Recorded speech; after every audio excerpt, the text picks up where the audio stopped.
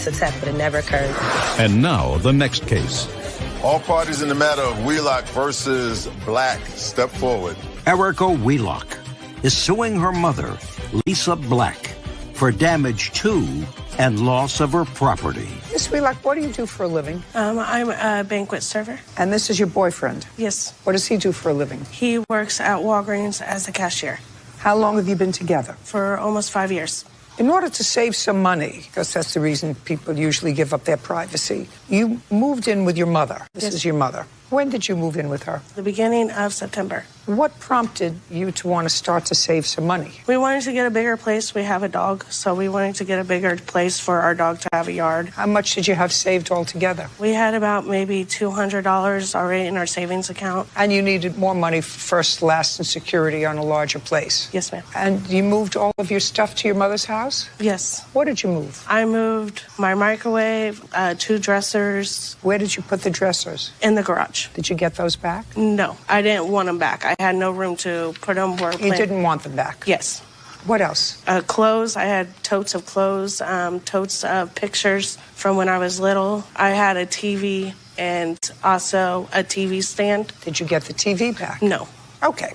Now, things didn't work out at your mother's house. You had an argument with your mother. Yes. When this argument took place and your daughter left, she talked about 2 things. She talked about a microwave and a TV. Right. The other thing she didn't want, she just left for somebody else to deal with. What happened to the TV? My oldest daughter, Sydney, put the stuff outside and on the curb like Erica had told me to because she didn't want any more confrontations inside the house. So we put the stuff outside. Just what happened to the TV? Somebody came by and got it, but we thought it was Erica that came by and got it. And what happened to the microwave? Erica sold it to my cousin, Stacy, for $10 to get a bag of weed. Is this Stacy? Yes, ma'am.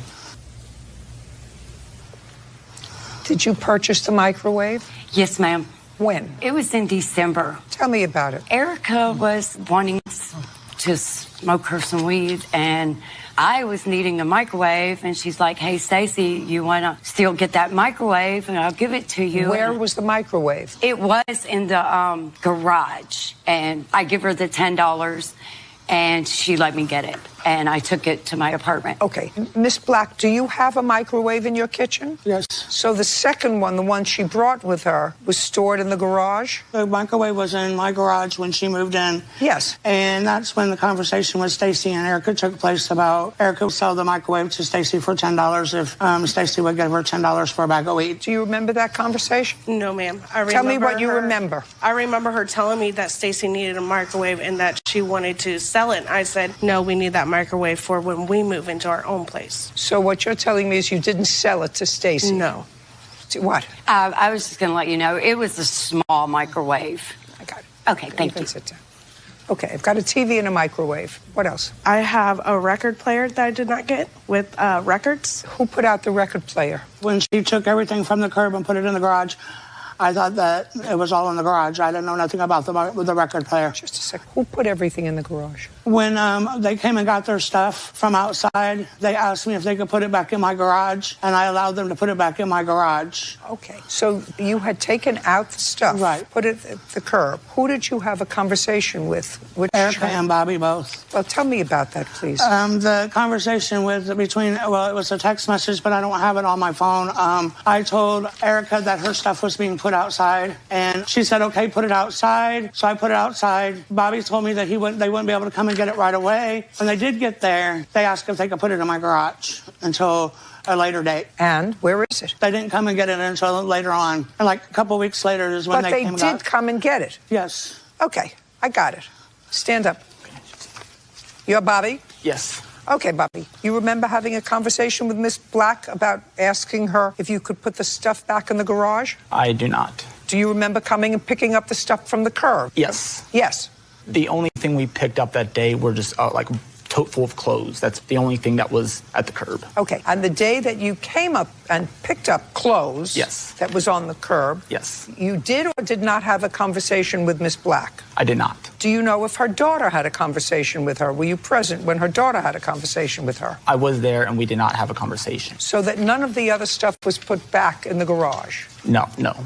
Was there a television? No, there's no television. And was there a microwave? No, ma'am. And when you came back with your girlfriend Yes. to pick up the stuff from the curb, did you have a police escort? Yes. Do you have a police report? Yes, we do. I'd like to see it. Okay.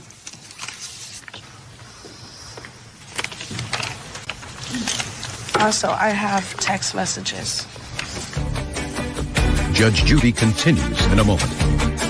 And later today, No, you have two different stories. You see, he's saying no, you're saying yes. You really have to get it all together before you come here, or you should have watched more Judge Judy before you came.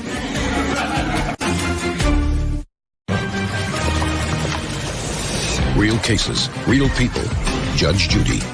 Erica Wheelock says her mother, Lisa Black, put her belongings outside, causing them to be destroyed and stolen.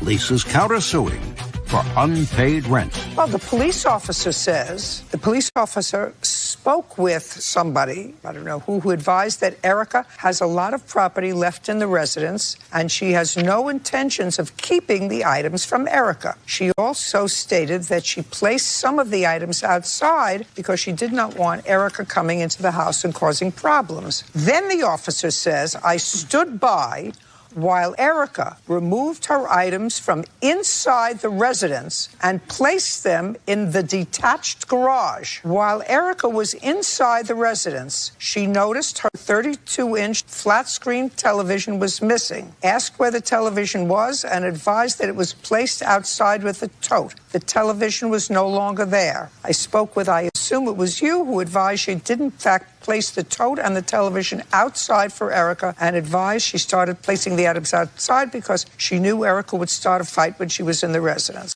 I advised that unless she was willing to reimburse Erica for the television that was stolen from the front yard, I would complete a report, and which she did. Erica advised me that the television was valued at $125. I provided her with a case sheet which included my name and number. Television, $125.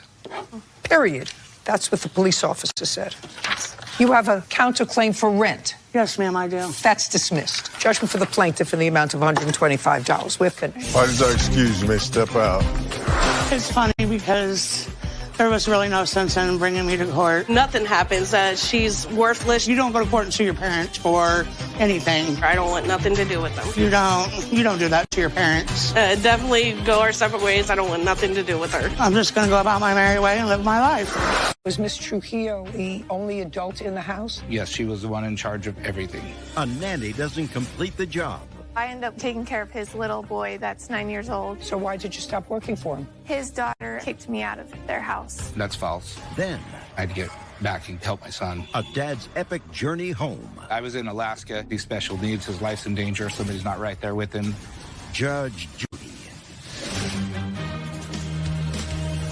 You are about to enter the courtroom of Judge Judith Scheindlin. This is Judge Judy. Kelly Clark is suing his former employee, Mercedes Trujillo, for causing damage to his BMW. Order. All rise.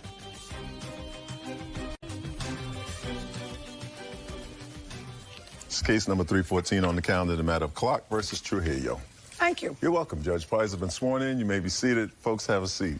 Miss Trujillo, how do you know Mr. Clark? My father actually knew him from high school, so I end up working for him and taking care of his little boy that's 9 years old. How long have you been working for him? I worked for him since October of 2017 till about September 2018. When did you borrow his car? At the beginning of September, Had you ever borrowed his car before? yes.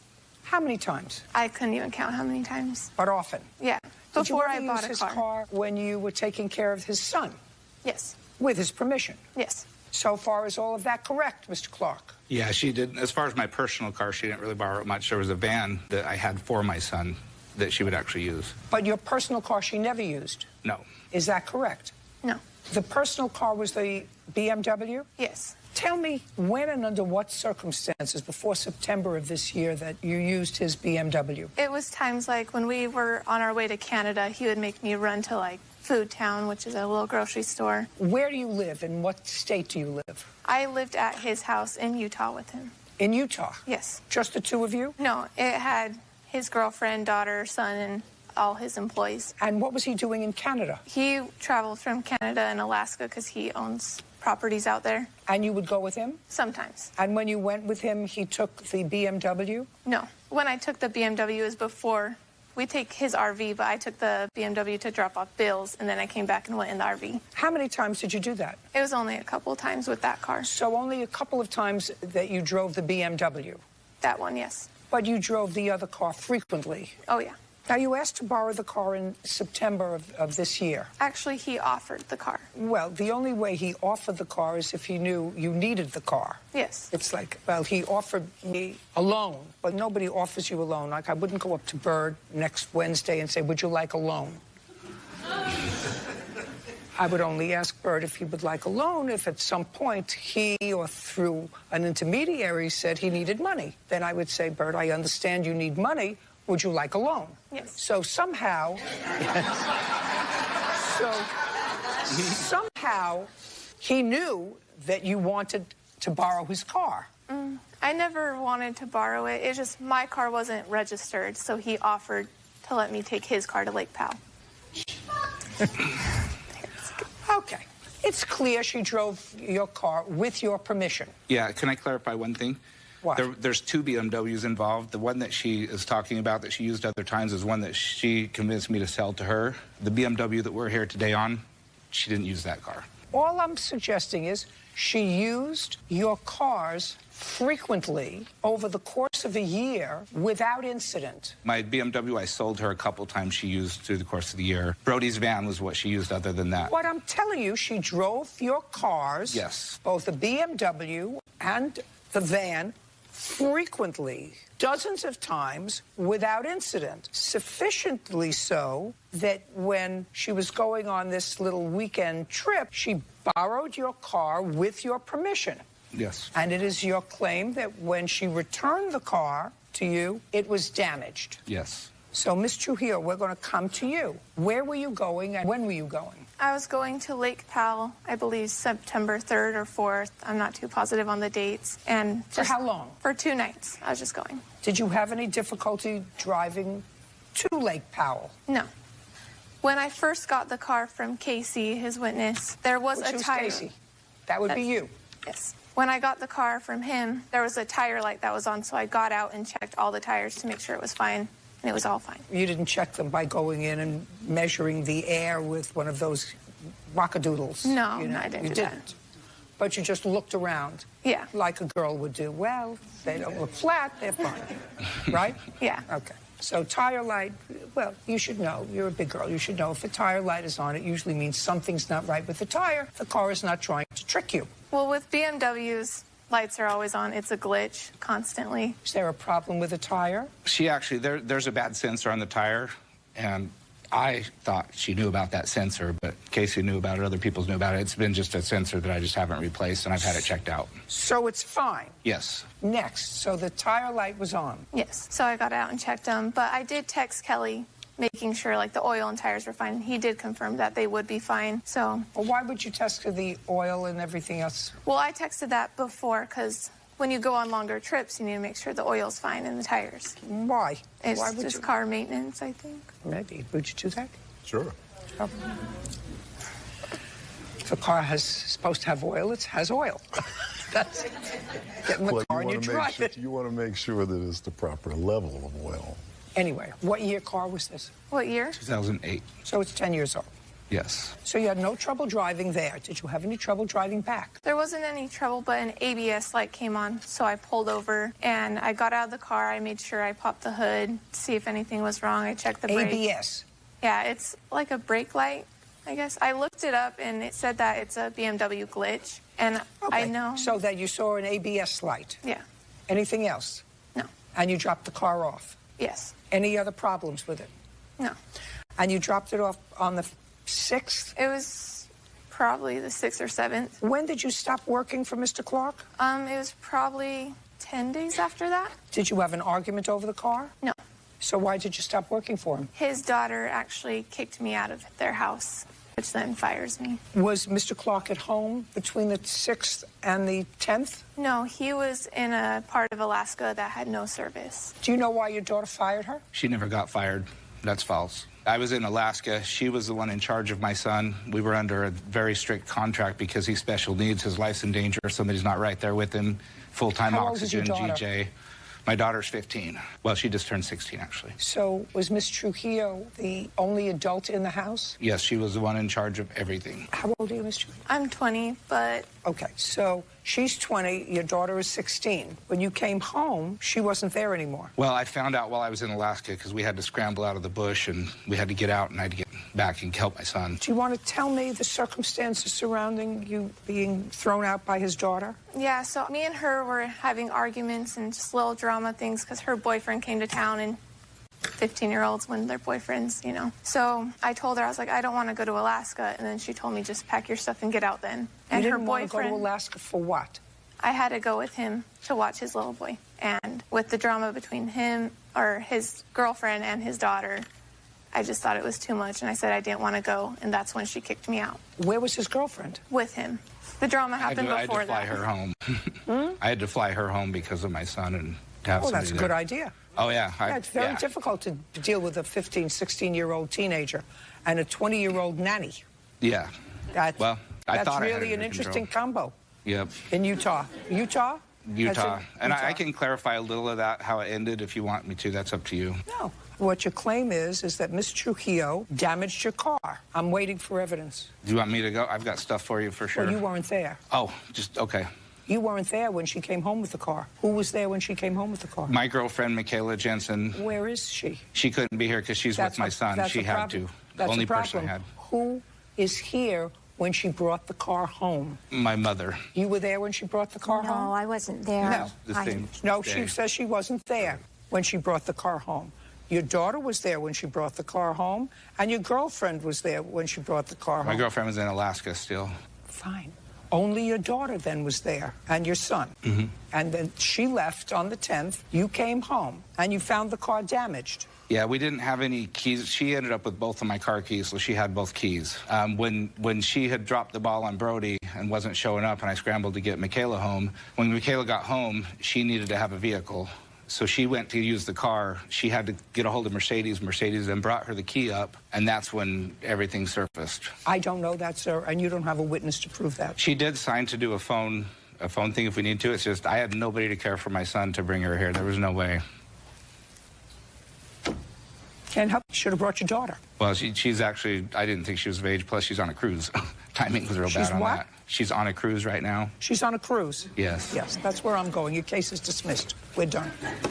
Parties are excused. You may step out. I loaned out a vehicle that was severely damaged. It's ridiculous. Cost me over $5,000 to fix. Like a week later, I got told that there's all these damages. Now, the next case. All parties in the matter of Bean versus Pompey. Step forward. Kevin Bean is suing his former business partner, Kyle Pompey, for his wages that were garnished due to unpaid rent on a business space. Mr. Bean, this is, generally speaking, what your lawsuit is about. You and the defendant were in business together, some sort of photography business, and you leased a space for 12 months. And that was several years ago. Yes, ma'am. Business didn't work out. You parted company. And then sometime last year, according to you, you started to get demand letters from a lawyer for back rent on this very same place. And you did nothing with those letters. All of a sudden, your wages are attached. You get nothing else. A judgment has been entered against you. You get no notification of a trial. You get nothing. All of a sudden, the next thing you know, your wages are attached. Is that what you're telling me? No, ma'am, that's not true at all. All right. So when did you get notice that there was a pending judgment? In August of 2016. Do you have a copy of that? Yes. I'd like to take a look at it. This is the demand letter that was sent to both me and Kyle. And that's just the record of when... No, I just want to see... Okay. I see, District Court. This isn't a demand letter. This is from the court, from the district court. Correct. Okay. So what did you do with this? When I got the notices, I immediately text Kyle for him to take care of it. And he said... Why don't you take care of it? Because after 2 months, I was no longer a part of the studio. It doesn't matter. There was a case against you. You seem like an intelligent person. Oh, absolutely. I paid the balance in full. No, that's not an intelligent person. Judge Judy continues in a moment. I have a problem with somebody who gets notice of a judgment almost 3 years ago, does nothing, and then this year starts a paper trail of asking him for the money back. It doesn't sit well with me. Real cases, real people. Judge Judy. Kevin Bean says former business partner Kyle Pompey caused his wages to be garnished when he stopped paying rent on a business space. Okay, if you got this, you sent it to Kyle, and he says, well, I'll take care of it. I mean, I wouldn't let somebody else take care of it. You have to report. They tell you to come to court. If you don't come to court, there's going to be a judgment entered against you. So why didn't you go? I honestly trusted his word that he would take care of it, and, we were friends. Well, he clearly wasn't a real friend. Prior to receiving this notice, when was the last time you saw him? I saw him in the beginning of January. Of what year? 2016. In the last 6 months, when did you see him? I haven't. In the last year, where have you seen him? I haven't. In the last year, when have you spoken to him? Through text message. I'd like to see them.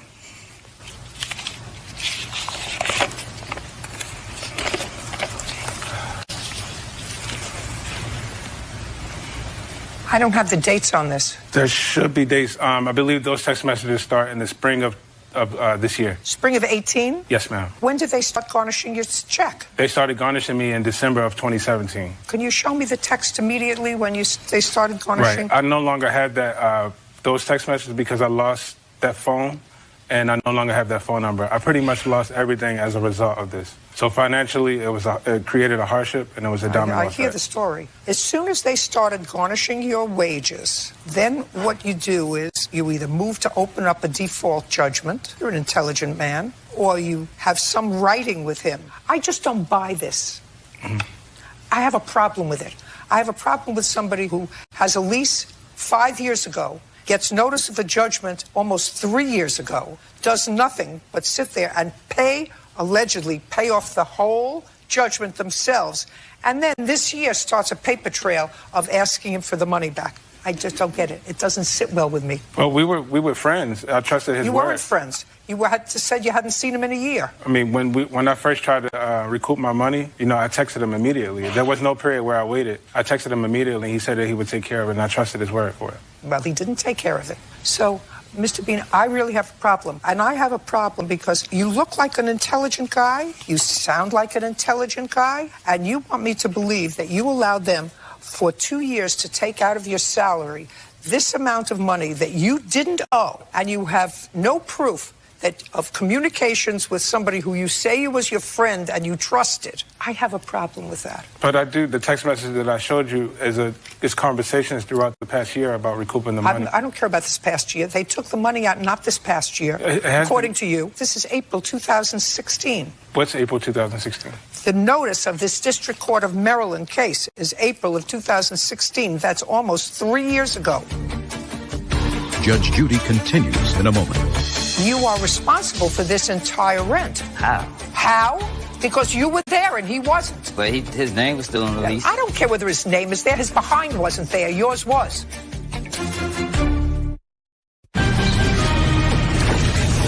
Real cases, real people. Judge Judy.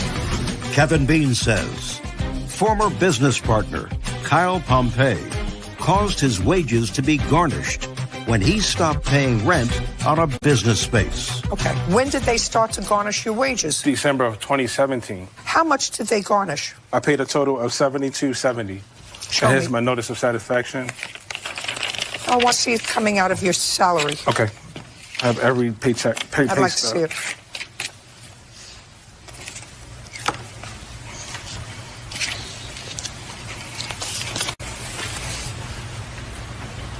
Can I see the satisfaction of the debt? Yes, ma'am.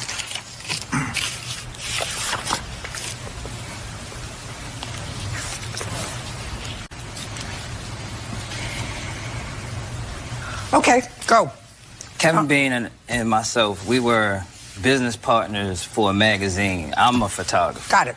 Okay, so that didn't work out. He backed out of the lease to which we both signed 2 months after we moved in.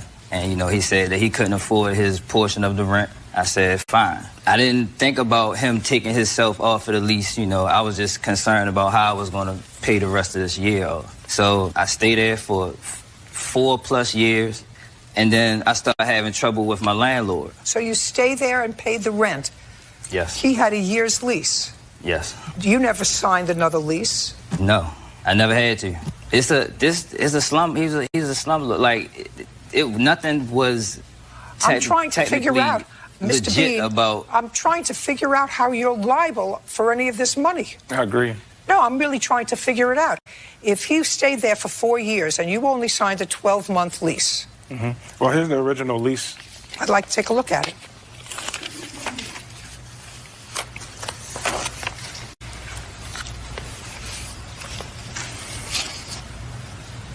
Oh, well, did you ever tell them that you were moving out and that you were terminating the lease? No, ma'am. Well, according to your lease, it says that you had to give them notice. Otherwise, if you were staying, that if they don't get notice, then the lease is continued for 1 year further term if the tenant stays. As far as the landlord knew, the tenant was staying. When did you stop paying rent? 3 months before I moved out, which was late 2016. Well, then you are responsible for this entire rent. How? How? Because you were there and he wasn't. But his name was still on the lease. I don't care whether his name is there. His behind wasn't there. Yours was. Judge Judy continues in a moment. Have you been cheated? Go to judgejudy.com. Like us on Facebook and follow us on Twitter. Okay. You say he moved out 2 months into the lease. You continued and you stayed there for 4 years. You stopped paying rent in the 4th year. He wasn't there. If this rent had accrued in the 1st year after he moved out, I say, you know what? You both signed the lease. That's it. But you stayed and had benefit from the space. And as a matter of fact, you stayed another 2nd year and a 3rd year and a 4th year. By the 4th year, it was just you there. By the 2nd year, it was just you there. This is all your bill. Factually, he was still on the lease. Don't say it again. Listen, I just explained it to you. I just went through 3 minutes, and I have a little bit of a cough, so it's irritating to me to do it once to somebody who doesn't look unintelligent.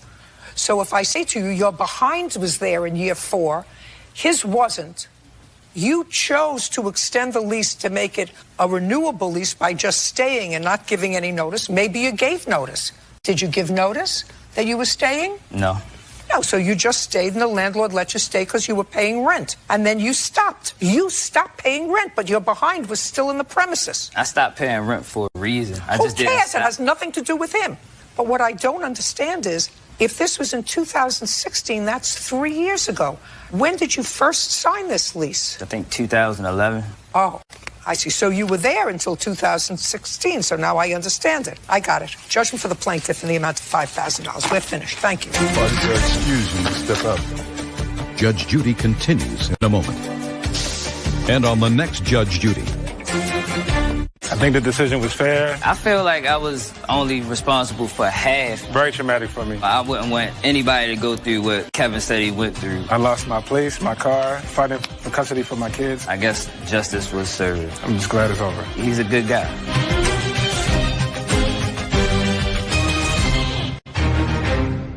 I have a big heart, and Meredith is a good girl. A boss offers to help make ends meet. I didn't have the money for school clothes, and she said, let me take Meredith shopping. And she did. And it was said, don't worry about it. You're not paying for it. Now, this struggling mom's in a deeper hole.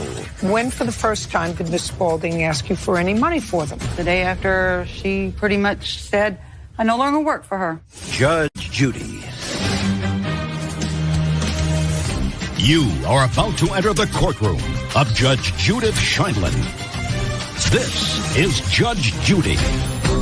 Rebecca Spaulding is suing her former employee, Angela Richmond, for an unpaid loan for school clothes. Order. All rise.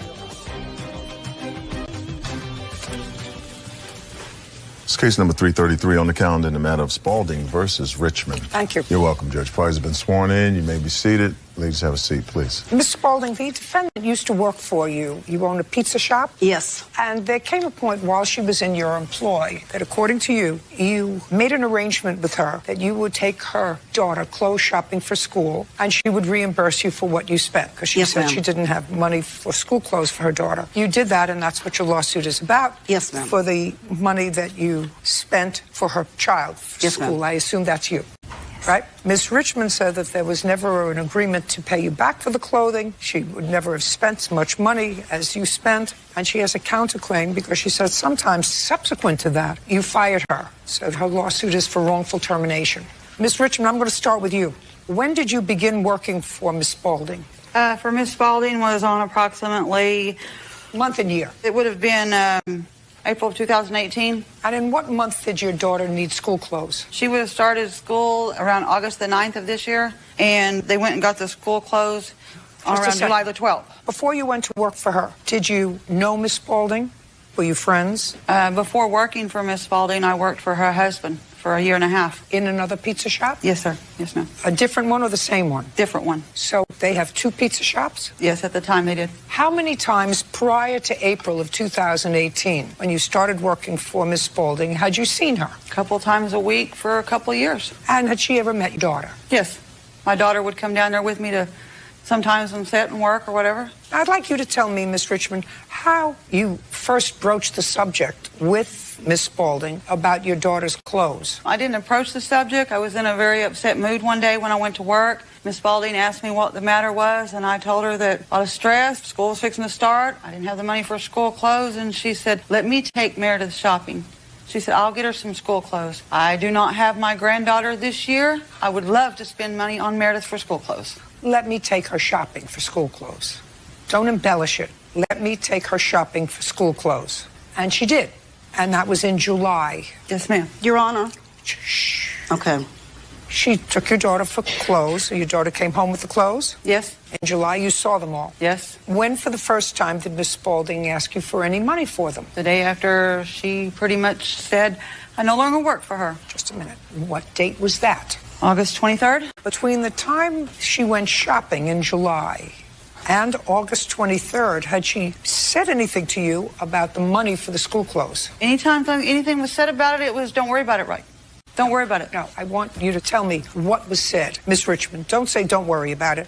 If there was a conversation, I want to hear about it. She took your daughter shopping. Your daughter came home. You saw the clothes. You had to have gone to work the next day and said that was wonderful. She was very happy. That's what a normal parent would say. I said that those clothes costed way too much money.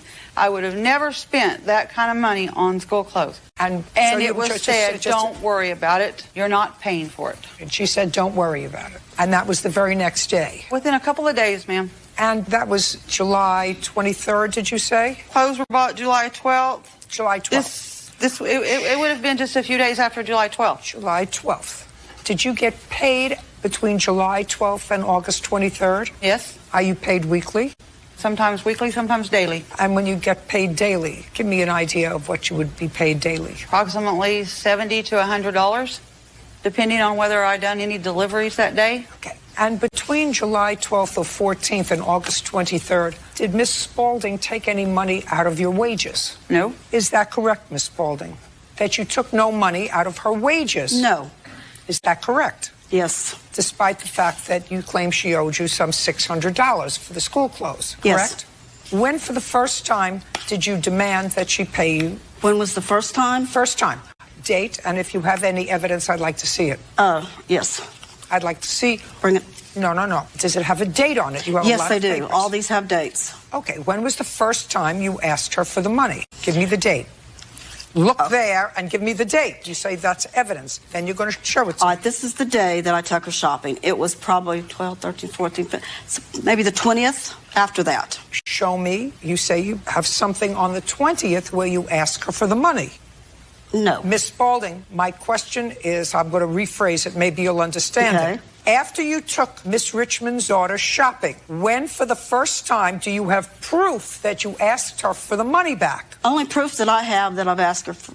Okay. That's not what I asked you. When for the first time do you have proof that you asked her for the money back? Because now you've paid her over a 6-week period of time and you haven't deducted anything. Instead of giving us 70, 60, or 50, you're saying, listen, I'm going to deduct some money for the school clothes that you owe me. So what I want to know is between July 14th and August 23rd, when was the first time that you can prove to me that you asked her for money? There's nothing written down as far as proof as that goes that I asked her for money. Well, then you tell me, when for the first time did you ask her for money? A week after I took her daughter shopping. Then why didn't you take any money out of her pay? I didn't. Why didn't? My question is, why didn't you?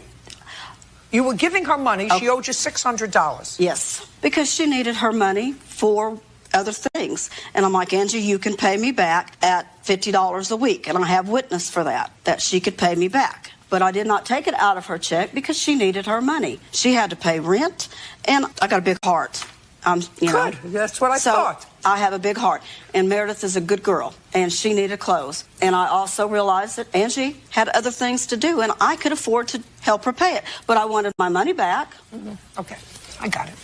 Okay, you have a counterclaim for wrongful termination. Yes, ma'am. Okay. Did she fire you because of your age? No. Did she fire you because of your race? No. Did she fire you because of a physical disability? No. Did she fire you because of religion? No. Did she fire you because of your sexual orientation? No. She fired you because she no longer wanted you to work there. She thought that you had stolen from her. Stolen, no longer doing my job Just performance. a second. Yes, ma'am. Oh, stolen, no longer doing your job. She's allowed to do that. It's her place of business. She's allowed to say, you know what, I don't like you anymore. Your presence irritates me for some reason. I don't like the way you dress. I don't like the smell of your cologne. Whatever it is, as long as she's not firing you based upon one of the enumerated things, she's allowed to do that. It's her business. Ma'am, yes. Okay, right? I think you bought her daughter presents. Your case is dismissed. No, I did We're not. done. Parties are excused. You may step out. Well, I think the judge made a good decision and everything. Actually, the reason why I sued Angie is because it was between them two. They went. She said she wanted to buy her school clothes. She made no effort. She made nothing. They made it personal. Very upset. I couldn't believe they kind of spent that kind of money. Yeah, she did. She said I would have never spent that kind of money. She did, but I would have never spent that kind of money on those school clothes. She didn't have decent clothes. And I hate it that it all come to this. There's really no way to protect yourself. You know? Don't get involved with your friendship, boss mixture, kind of thing like that. They don't mix. They come in with cheap clothing, and when they're there for a few months, they show their true colors. And you may be seated. Mr. Wertheimer, what is an attorney in fact? An attorney in fact is a person who has the authority to represent the principal, his client, under the Uniform Statutory Form Power of Attorney Act. What do you do for a living? Because you can't make a living being power of attorney. That's incorrect. Well, for whom do you act? Any natural person. Mr. Wertheimer, I'm not following you. I am an attorney at law. I know what an attorney is. I know what a power of attorney is. I give power of attorney to someone to handle my business if I become incapacitated. I give someone a power of attorney to deal with my business if I'm going out of the country. Sometimes you compensate those people, but usually they'll do it for you because they're your son or daughter or brother or sister. What I want to know, Mr. Wertheimer, is how you earn a living. I do paralegal investigations. I prepare legal documents. I give legal advice. Once a power of attorney under the Uniform Statutory... No. You cannot give legal advice that unless is you are an incorrect. attorney. Shh. You can prepare legal documents as a paralegal. You can do many things.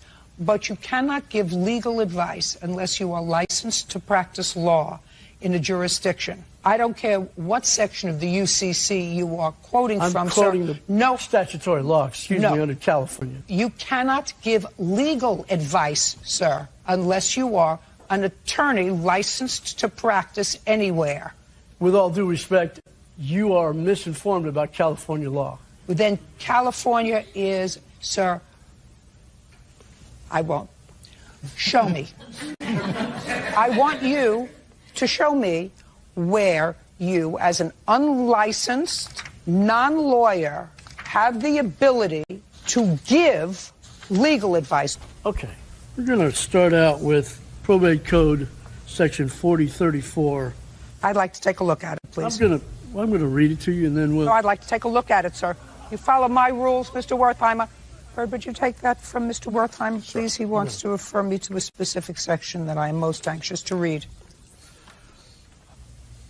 Please start at the bottom of that page so I understand the... 4034. Oh, I understand exactly what a third person means, any person other than the principal or attorney in fact. So I actually... Please go to the section above that. It's an attorney in fact means a person who can act for a principal regardless of whether the person is known as an attorney in fact or agent or by some other term.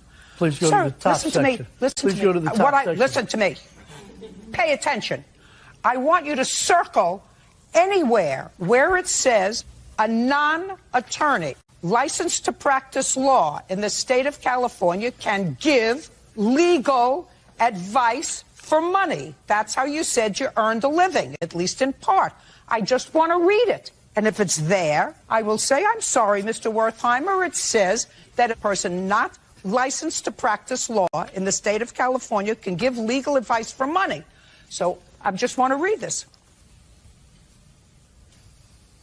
Sir, that doesn't say anything about the ability to give legal advice for money. Would you please underline? Don't make a big circle, Mr. Wertheimer. It's already there. No, it's not there. That's not what it says. It's not what it says, and you don't know what you're talking about. It is illegal in the state of California for a person not licensed to practice law in the state of California to give legal advice for money. Now, Bird, as my buddy, as my friend, may say to me, you know, I don't think it's a good idea, and I don't think that that's legal, but he's giving me advice as a buddy. You said that thing. That's true. Well, you can't do that, sir. Really? You can't do it in the state of California. You say no, I say yes, I'm here, you're there. Wake up in the morning, you say, I would like to be her. You're not me, so I win and you don't. Now, this is the case as I see it. And since you, Mr. Wertheimer, think that you're a smarty pants, that you can give legal advice without having the benefit of a law degree or a license to practice law in the state of California, I, sir, am ready to rule on your case. But first, I'm going to inform the now 11 million people who watch me every day what the facts are of this ridiculous case. One of these guys over here had a truck that he abandoned on the property of somebody else. Whose truck? That would be you. You left it for 5 years on your friend's property. Your friend is also a friend of Mr. Wertheimer's. He said to Mr. Wertheimer, you have a nice laptop. Mr. Wertheimer said, you got that old truck that doesn't work. I'll trade you the laptop for the truck. Mr. Wertheimer gives Mr. Barnett his old laptop. Mr. Barnett lets Mr. Wertheimer come on his property and tow Mr. Johnston's truck. Mr. Johnston hasn't seen this truck in 5 years, by the way. Mr. Wertheimer then, with all of his legal knowledge, but without a title to the truck, signed by the owner, proceeds to do, according to him, about $1,300 worth of work on the truck to get it running. He does, in fact, get the truck running and then tries to title it, and he finds out that he can't title it because it's owned by Mr. Johnston. Now, Mr. Johnston doesn't even remember this truck at all. However, according to Mr. Wertheimer, this is what happens. Mr. Wertheimer has parked the truck some way illegally in a church parking lot. The truck is towed and impounded. This is a story that took 3 convoluted minds to make up. I am, however, simplifying it for myself and for the 11 million people who watch me. Well, now Mr. Wertheimer can't get the truck out of the impound, so Mr. Johnston is contacted, and Mr. Johnston goes down to the impound with Mr. Wertheimer. I'm going to follow the story, because they're still friends. They're all friends. Mr. Wertheimer says, I'll pay to get the truck out of impound, because I already have a $1,300 investment in the truck. Got it so far? So he pays for it to get out of impound. Then Mr. Johnson says, no, I got a great truck that I want back. You can't have the truck. I didn't sell it to you.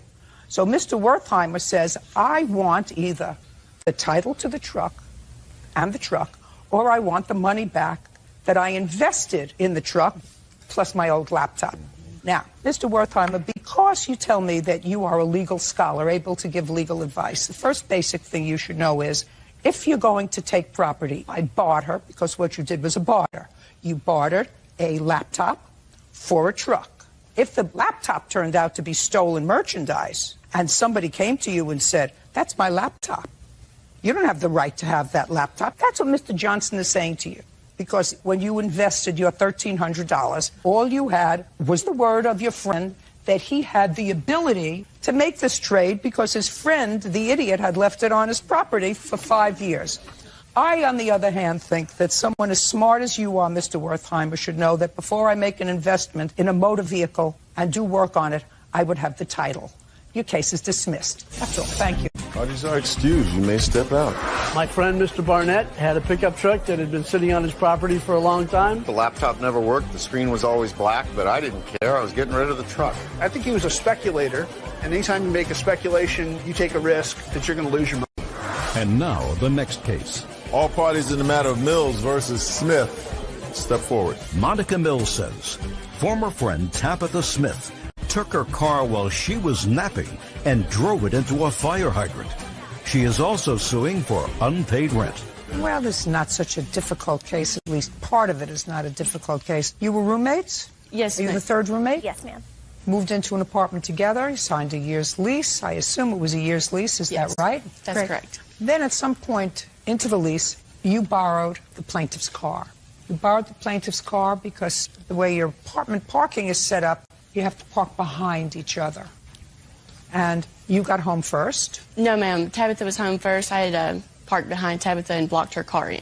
So you blocked her car with yours? Yes. Whether with or without permission, you decided you wanted to go to the store or do an errand. So you took her car. You say she gave you permission to take the car. She says she didn't give you permission to take the car, but you just took it.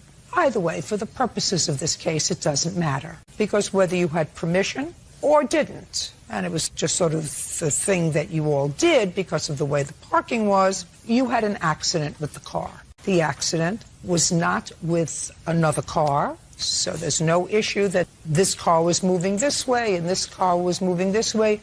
You ran into a fire hydrant and damaged her car. Correct. The first part of her lawsuit is she would like to be compensated for the damage you did to her car. So you have about 30 or 40 seconds to explain to me why you think you're not responsible for the damage that you did to her car while you were driving it negligently. Because she gave me permission to take it, Judge. As I said to you, that doesn't matter. She may have given you permission to take it, but you drove it negligently. She didn't give you permission to take her car and drive it negligently unless the fire hydrant was one of those walking ones that they had, you know, on some funny videos. You hit a stationary object with the car. But it was due to the fact of all the things in her mirror hanging that I wasn't able to see the fire hydrant. Well, then why didn't you take those things off if you couldn't see it? Well, because I wasn't going to move stuff around in her car. You sound like an idiot.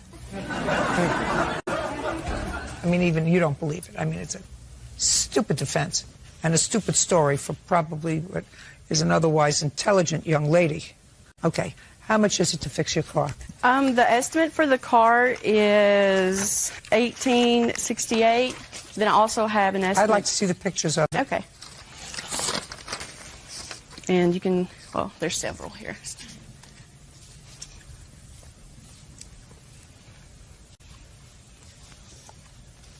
Oh, that's a lot of damage. Good. Have it fixed.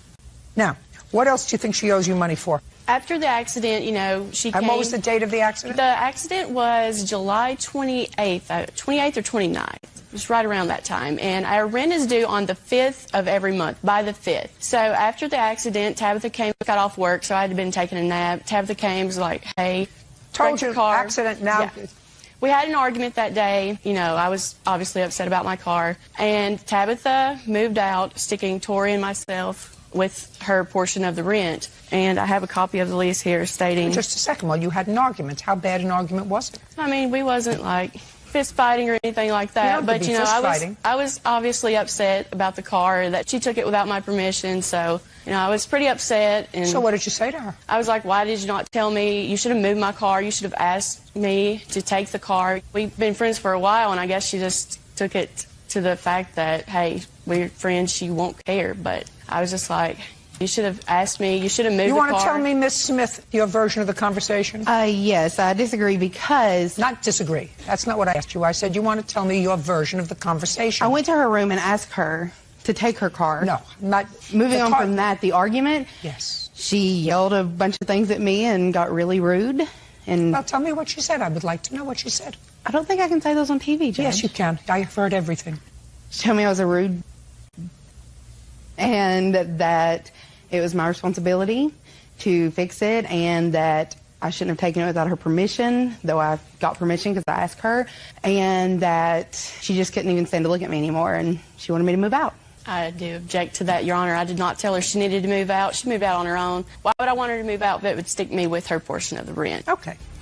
Okay, so she did not pay August's rent? No, she did not. And how much was her share of August's rent? Our rent is $875. It's like $291 per person. Now, what efforts did you make in the month of August to find a roommate? Well, on the lease, if we found a new roommate, it would technically... What efforts did you make to find a new roommate? We didn't find anyone. None of us are from the area we were living in, so we don't really know a lot of people. We honestly thought Tabitha would come back or She's not pay paying her you share. more than a month's rent if you did nothing to try to find another roommate, if you had this kind of argument. Also, our security deposit is split into 4 months, so we're also stuck with her security deposit also. What do you mean? The security deposit before you move into the apartment. Find another roommate.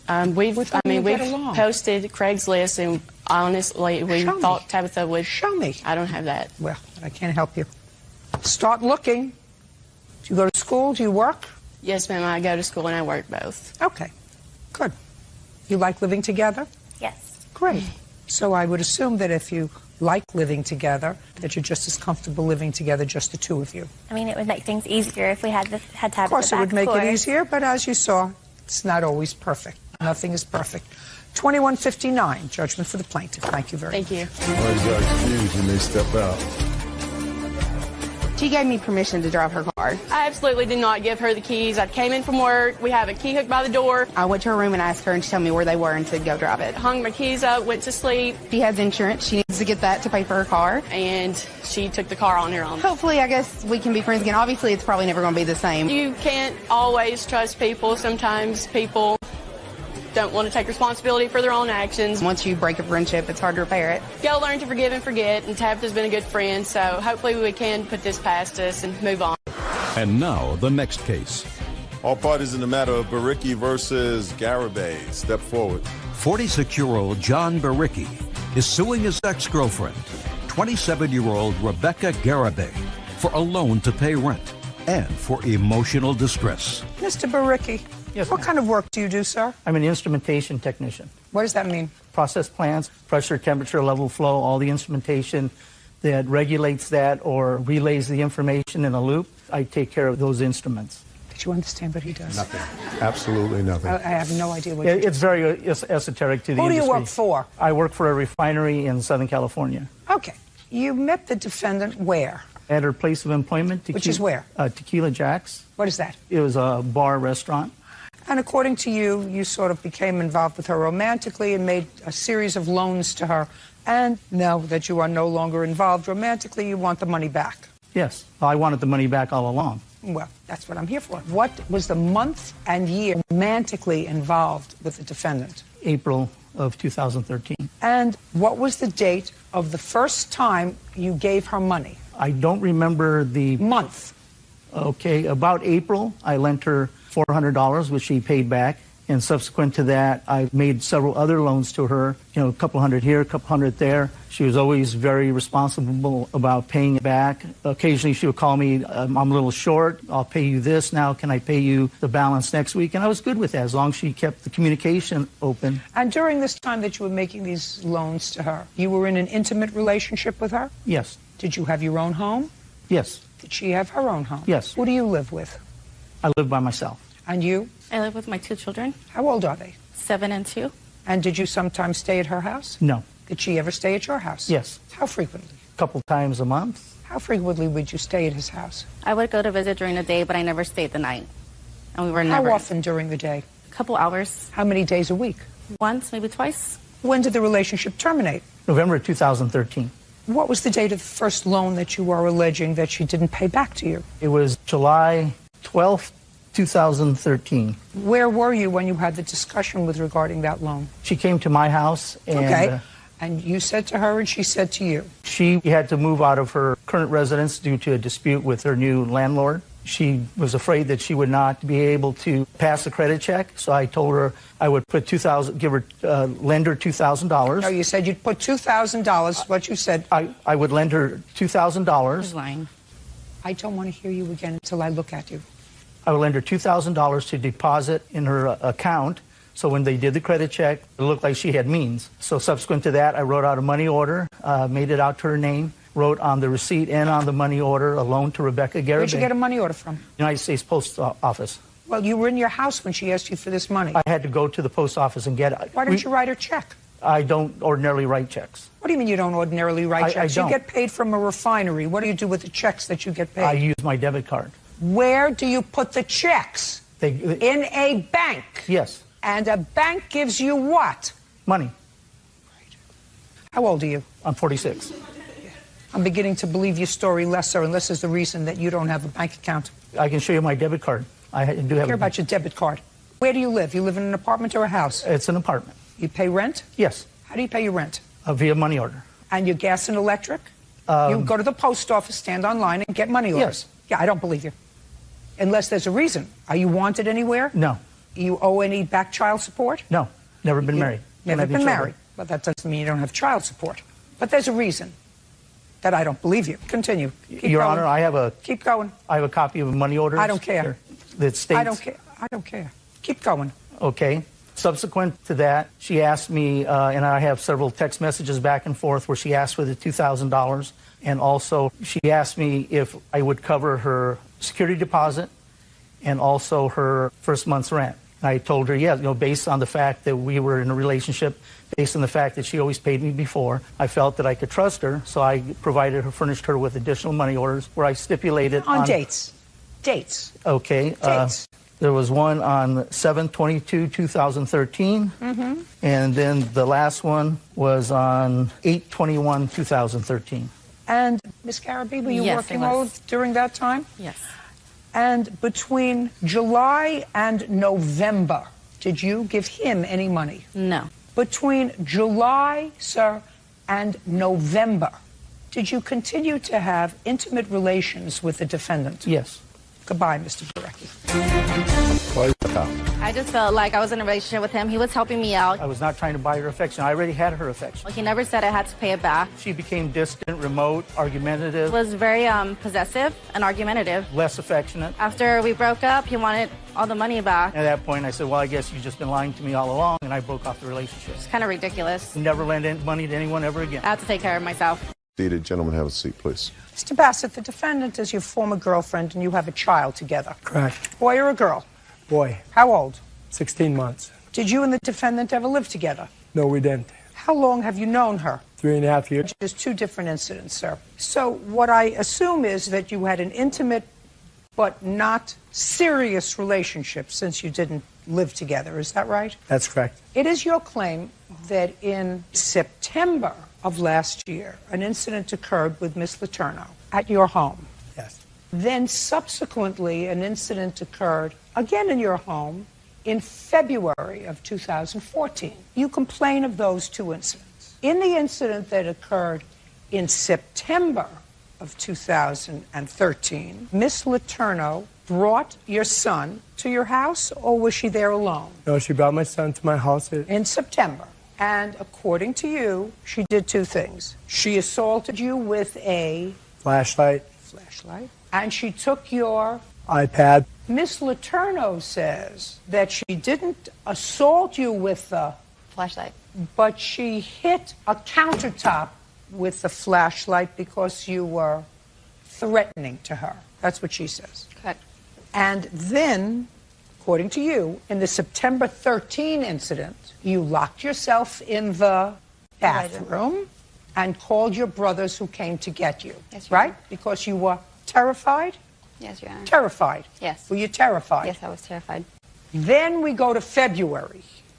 September, October, November, December, January. We go to February. That's 6 months later. And I want you to both think very hard. Between September and February, I'm going to ask each of you, how many times did you see Miss Letourneau?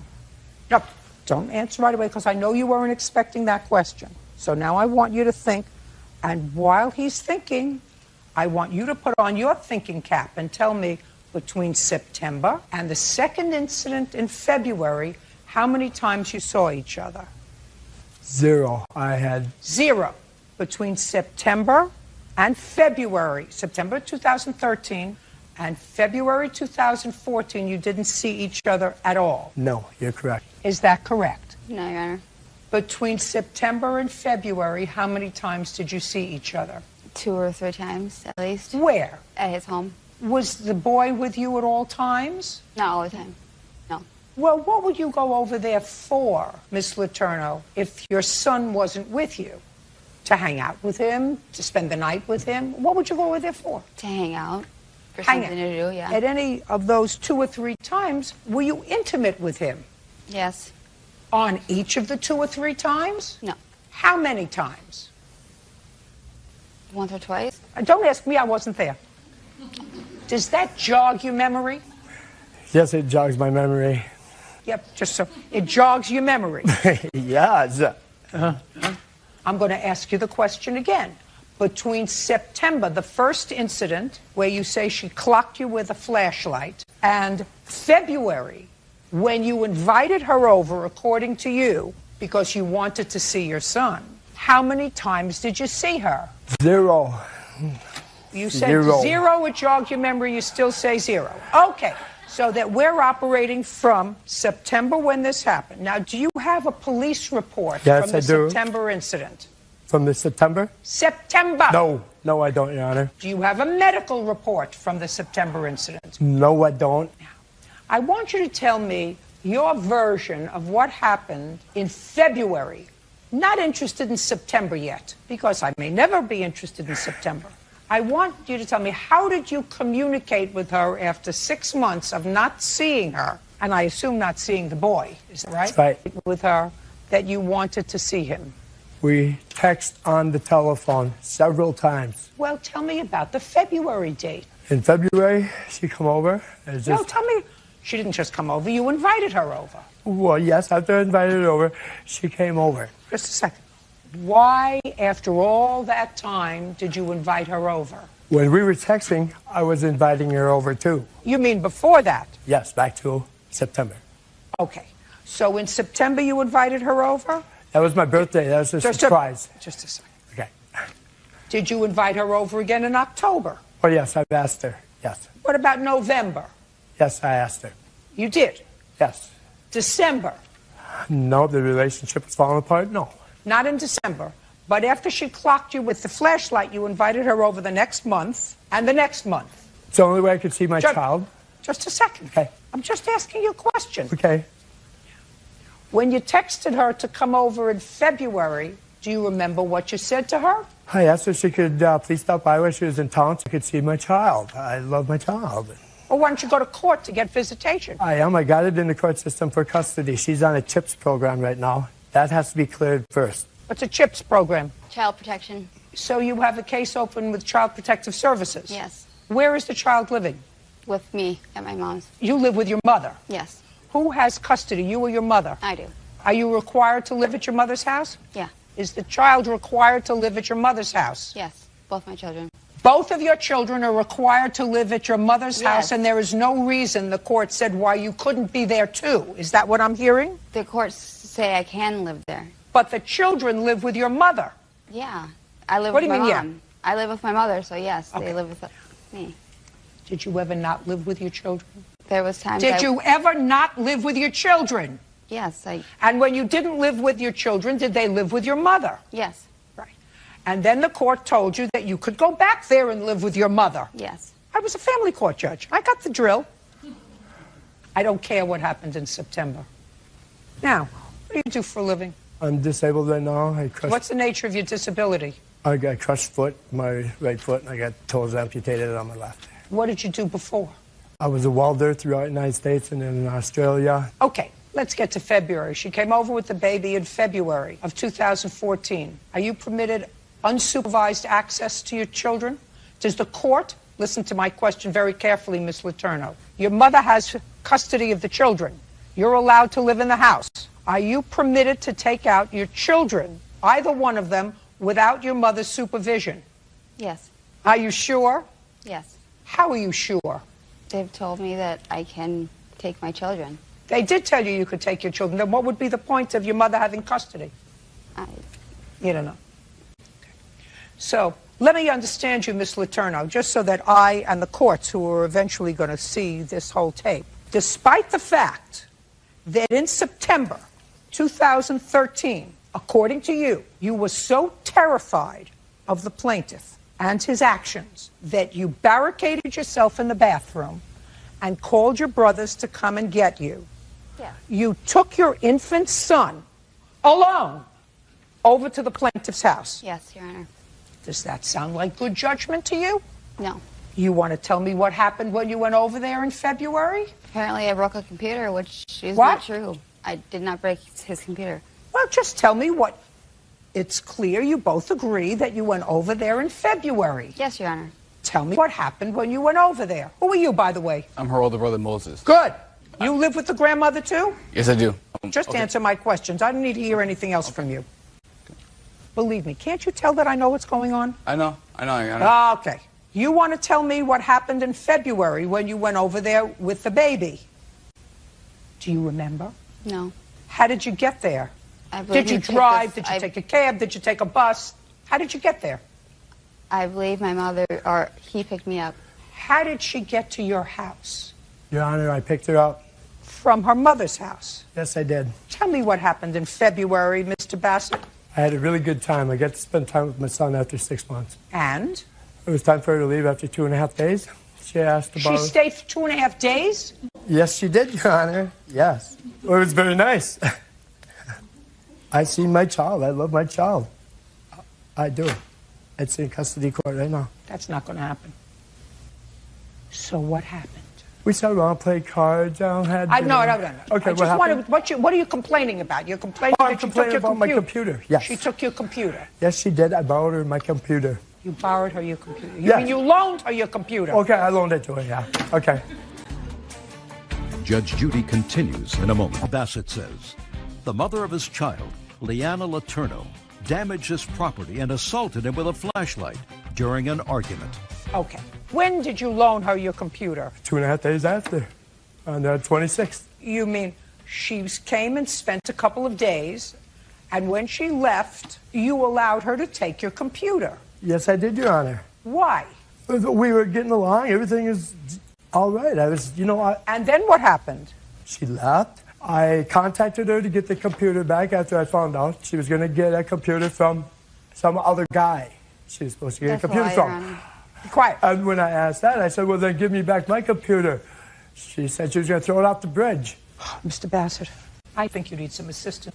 You gave her the computer. You heard she was going to get a computer from another guy. You said, now give me my computer back. I found out afterwards. Yeah, you found, that's what you said to me, sir. Once you give it to her, she can throw it off a bridge if she wants to. I didn't give it to her, I loaned it to her. No. Okay. It's not what you said. You said you gave her the computer, but then you found out she was going to get another computer from another guy, so you said, I want my computer back. Yeah, she had no use for it, but I had to.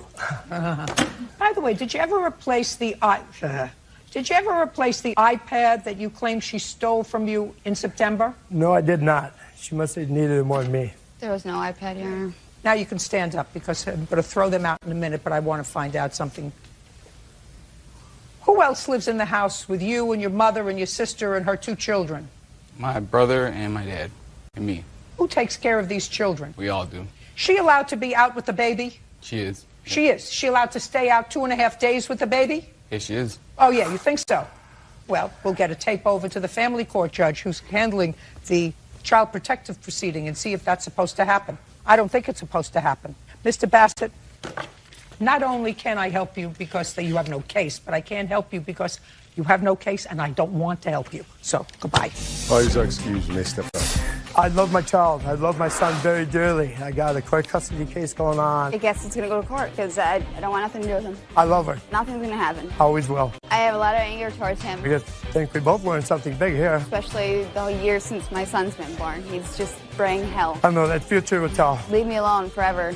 And you may be seated. Ladies, have a seat, please. All right, succinctly, Ms. Parks, you prepared Ms. Hicks's taxes for, I think, a 3-year period. 4 years. 4-year period. And she paid you. You charged her $60 each for the tax return. She wrote you out a check. You attempted to cash the check at some point or deposit the check, and it was returned because she had either stopped payment or there were insufficient funds. Which one was it? Insufficient funds. The defendant says that you had an agreement that you weren't going to deposit the check until after she got her refunds or whatever it was, and you deposited it too early. She has a counterclaim, and her counterclaim is interesting. She says that once the check was returned for insufficient funds, you used the routing information on her check to pay a credit card bill of yours. And she's counterclaiming because even though that was reversed, it caused her a lot of aggravation. That's your counterclaim. Yes, Your Honor. Do you have any special training, Ms. Parks, as a tax preparer? Yes, Your Honor. I have my master's in accounting I received in 2000. From where? From Keller Graduate School of Management. Do you prepare taxes at your own office or through a firm? Through my own office as a sole proprietor, Your Honor. And how long have you had your own office? I just relocated from Las Vegas back to Cincinnati, Ohio. So I just opened my Cincinnati, Ohio services since January 2014. And when did you prepare Ms. Hicks's returns? February 4th, 2014, Your Honor. February 6th. What? I'm sorry, it was February 6th. February 6th. 6th. Yes, Your Honor. And she paid you by writing a check? Correct. I'd like to see a copy of that check. Yes, Your Honor. I have...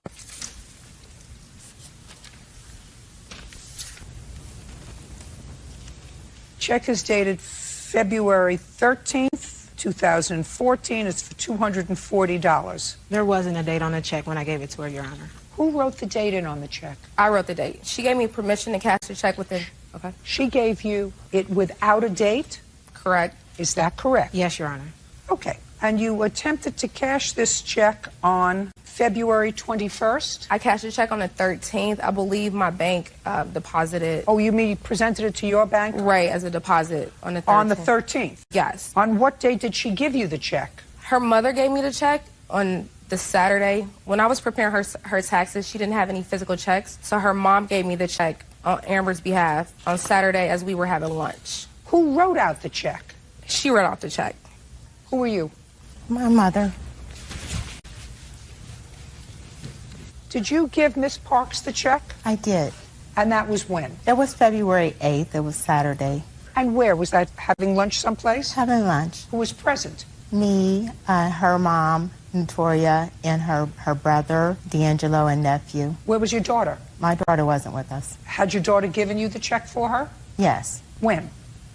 Was it that day? She gave it to me earlier. It was that day earlier she gave me the check because she knew I was going to meet her for lunch.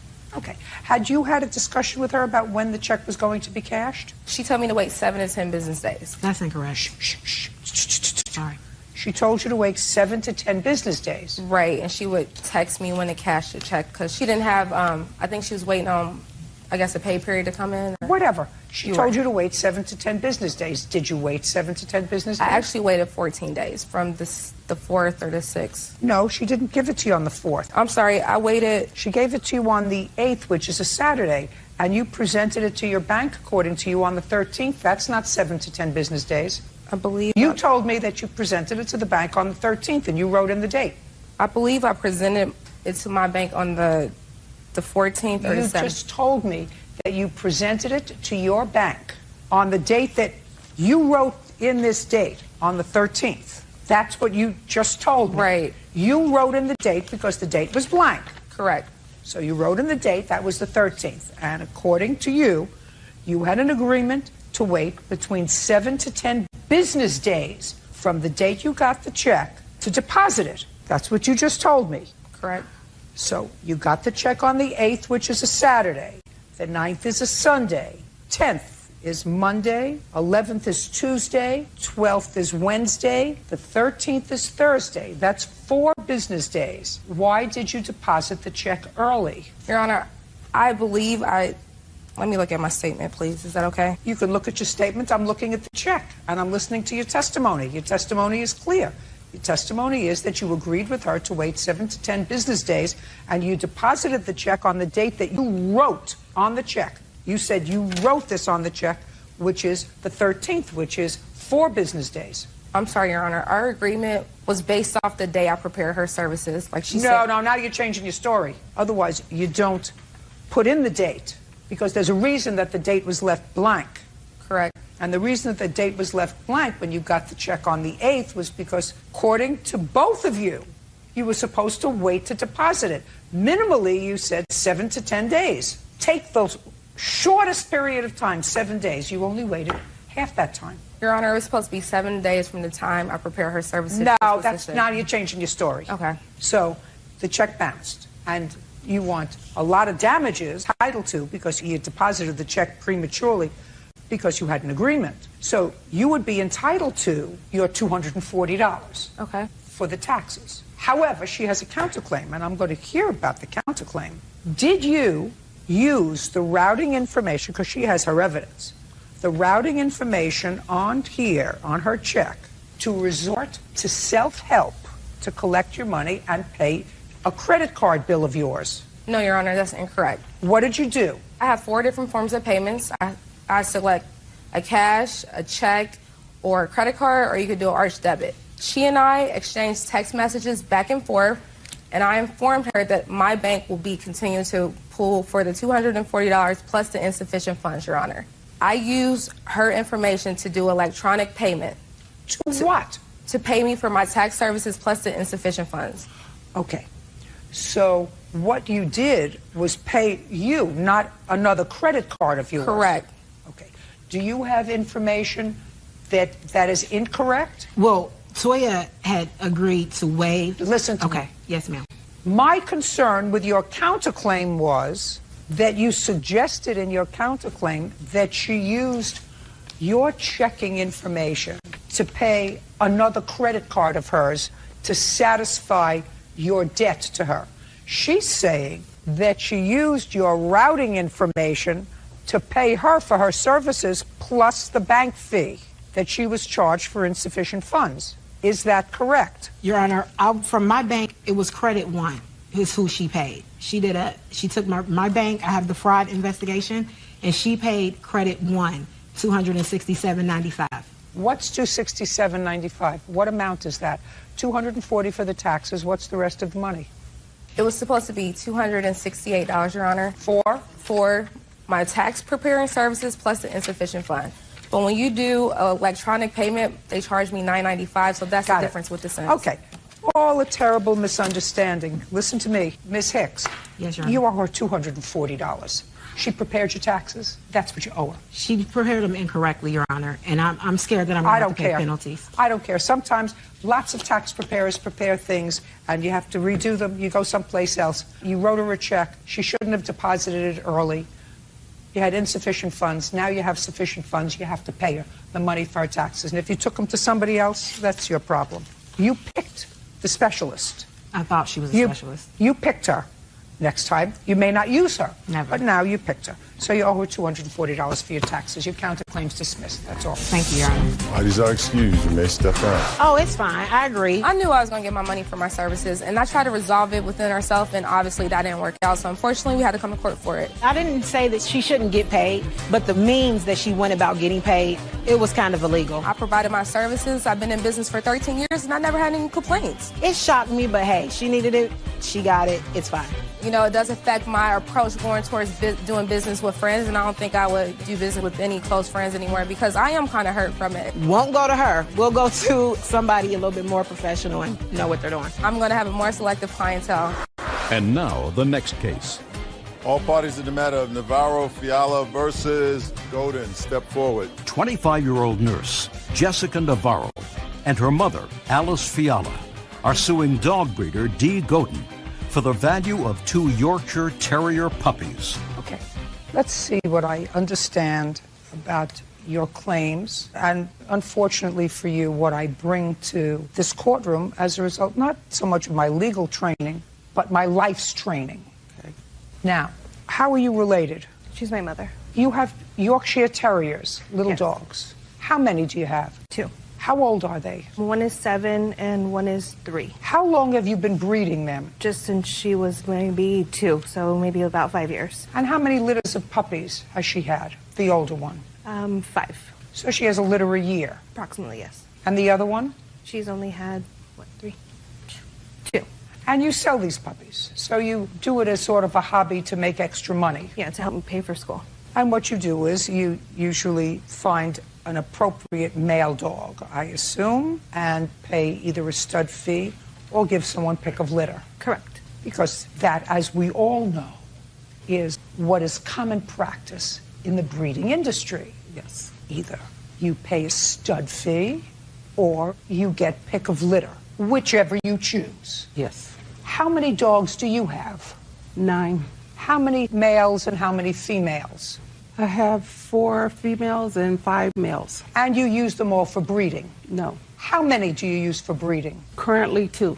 And they're Yorkshire Terriers? Yes, ma'am. Have any of your dogs been shown to championship? Yes, I have 1 champion. Male or female? I have 1 male that is already champion, and I have 2 that are appointed. So the male? Yes. Has been shown. Who shows the dogs? My husband shows the dogs. And the reason that you show a dog, if you're in the breeding business, which clearly you are, the reason that you show your dog is because it enhances their value as a stud, as a male.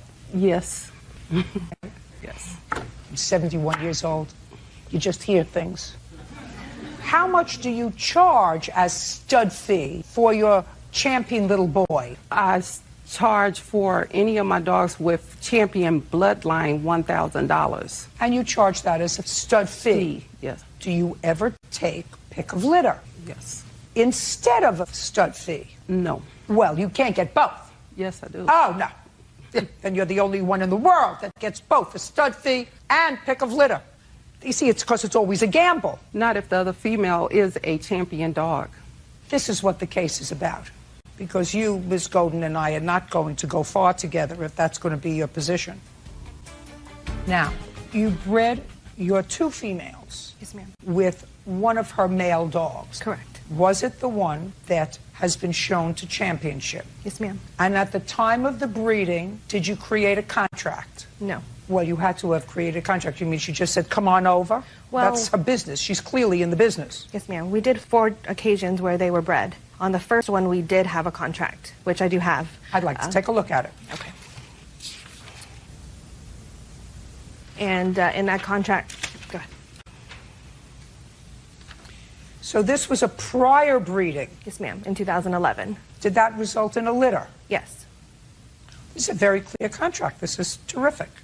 This is the contract you entered into with the plaintiffs. It took place in 2011, where there was no stud fee, pick of litter instead, and if there was only 1 puppy, the owner will pay a stud fee of $500 and may keep the puppy. Correct. That was very clear.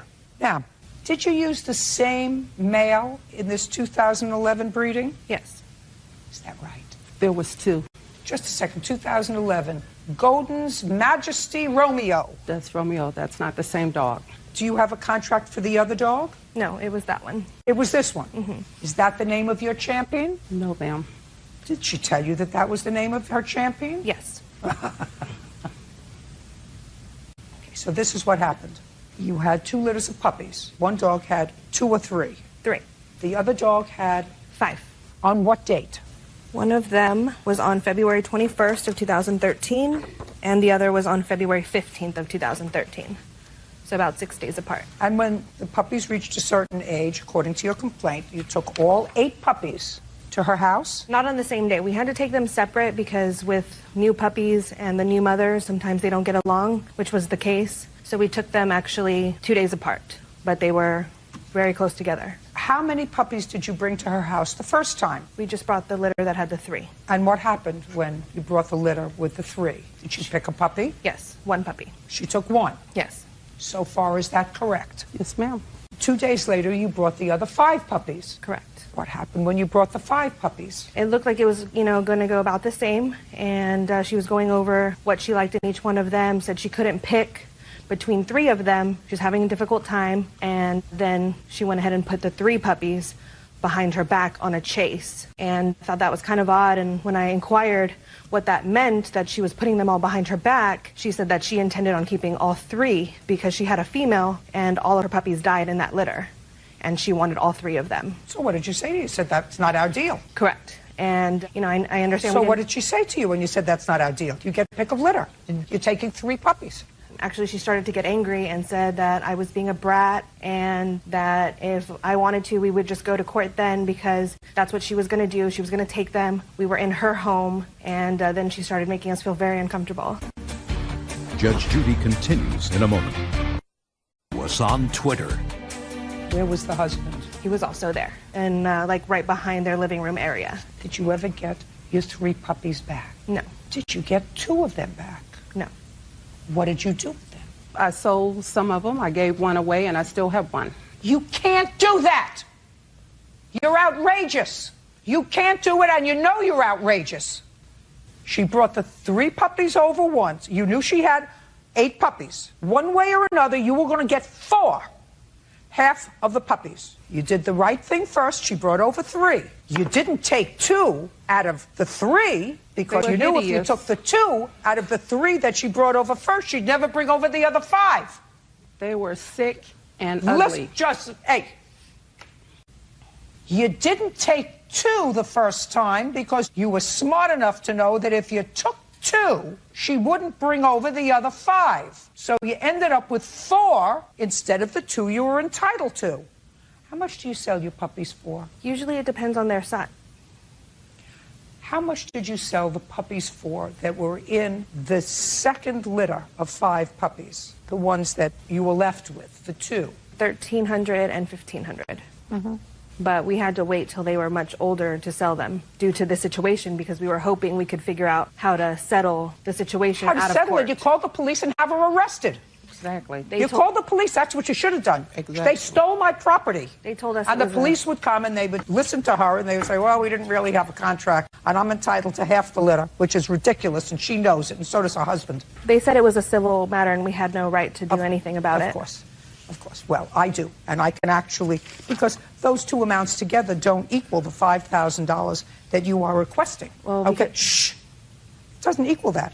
But she's got to be taught a lesson, because that kind of unethical behavior can't be tolerated. It's unethical. And you have some ridiculous counterclaim that I'm not even going to hear, because it's so ridiculous. So ridiculous, I'm not even going to hear it. Judgment for the plaintiff in the amount of $4,000. That's all. Out. I don't think you're being fair. I don't owe this lady anything. How can you just walk out and don't even hear my side? Excuse, you may step out.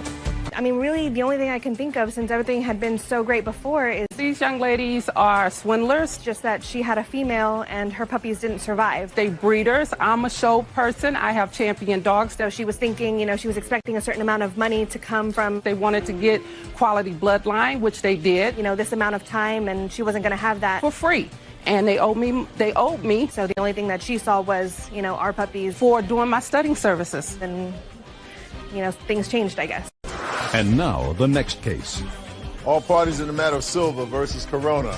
Step forward. Christian Silva is suing his brother-in-law, Jose Corona, for ruining the engine of his car while he was borrowing it. Mr. Silva, this is your brother? Brother-in-law. Brother-in-law. And the situation is that your wife let her brother borrow your car. Yes, sir. So far, correct? Yes, Your Honor. And while your brother-in-law was driving the car died, right? Correct. You weren't around at the time. You were in jail? I was under ICE custody. So you were in custody of immigration? Yes, sir. While you were in the custody of immigration, wife let him use the car for a while, and the car died. Didn't have an accident with it, right? No. Just died. And the car now needs a new engine and other things, and you want him to pay for the repairs. That's what it's about. Yes, Your Honor. It's not his responsibility, unless you have a witness here that can testify that he did something to the car negligently that caused it to blow an engine. If I let my brother borrow my car to go from my house to the store and the car dies on the way to Publix, it's not my brother's responsibility to fix the car, it's mine. the car owner, unless there's some evidence that my brother did something to the car that caused it to break down. Correct. And you don't have any evidence. Well, I have the evidence, Your Honor. Call your witness. I have the pictures and... Pictures of what? Of the car before the car was given to him. You don't know what the car looked like when it was given to him because you were in ICE custody. No. Before that, I had the car. I understand that. But at the time your wife, who's not here, for whatever reason she's not here, at the time your wife gave him the car, you were not living together. You were in custody. So you don't know what the car looked like when he got it. Well, Your Honor, if he's honest, he could tell you. I have pictures of him when the car was given to him, how he looked. There was no accident. There's no accident. You're not claiming there's an accident. There were scratches and dents in the car. That's not what you're talking about. There's no scratches, dents here. We're talking here about a blown engine. You want $4,500 for a blown engine. Yes, Your Honor. For an engine that broke. That has nothing to do with scratches. Judge Judy continues in a moment. Ken Silva is suing his brother-in-law, Jose Corona, for ruining the engine of his car while he was borrowing it. Okay, go ahead. Well, the car was a 2006 BMW. It has a lot of sensors. The car was fine in condition when she didn't lend him the car. She gave him the car to help him out because we have two vehicles. Mr. Silva, do you understand what I'm saying to you? It's not his responsibility. Where's your wife? My wife, there was a little misunderstanding at the airport, so my wife couldn't make it over here. A little misunderstanding with authorities. There was a little misunderstanding. But the suit, I entered the suit, Your Honor. I was the one. She didn't... She was the one who turned the car over to him.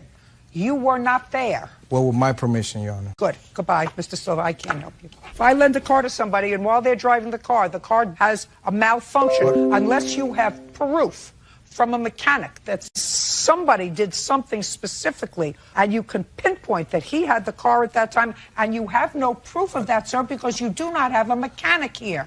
Though I have the paperwork from the mechanic, he wouldn't be able to fly here. Goodbye. I said mechanic, not paperwork. I agree with you. Car needs a new engine. That's not his problem. That's yours and your wife's problem. Do you understand, Mr. Silva? Goodbye. Is our excuse to step out? I gave permission for him to use the vehicle. The judge ruled on my favor, which I'm happy for. It's torn the family apart. Like he says, tore the family apart. Don't do it again. I mean, I just hope that we could get back together and continue to be a family again. Case number 2059, Dobson versus Jones, Poindexter. All parties, please step forward. Clarissa Dobson is suing her sister-in-law, Kenesha Jones Poindexter, for a trip and wedding expenses. Miss Dobson, I assume this is your brother. Yes, it is, Your Honor. And this is his wife. That is correct. They're newly married. That's correct. When were they married? June of 2021, June 26th. Were you at the wedding? Yes, I was. I was in the wedding. Wedding at your house? Wedding was at my home. This is the unfortunate circumstance that I read in your papers, which I hope to be able to resolve quickly. You've known the defendant for many, many years. Yes, that's correct.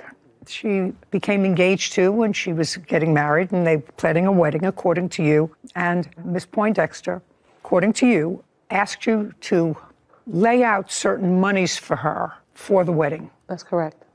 They were married. It was a joyous day, I gather. And then you asked her for the money back.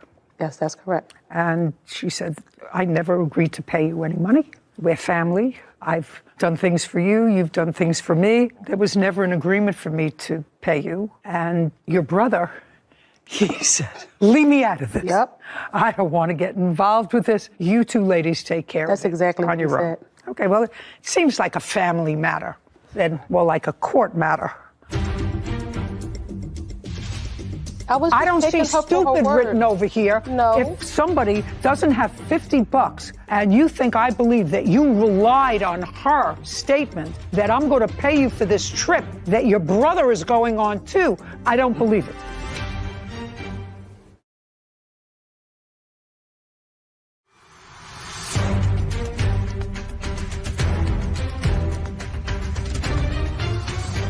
Clarissa Dobson claims her sister-in-law, Kenesha Jones Poindexter, is responsible for trip costs and wedding expenses.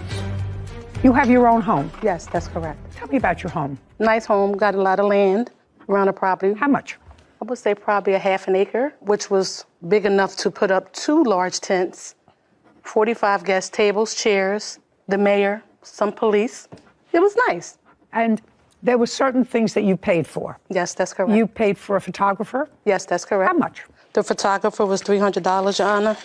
Okay, what else did you pay for? Because the party was held at the home, the wedding, all the events pertaining to the wedding party had to take place at the home. Like what?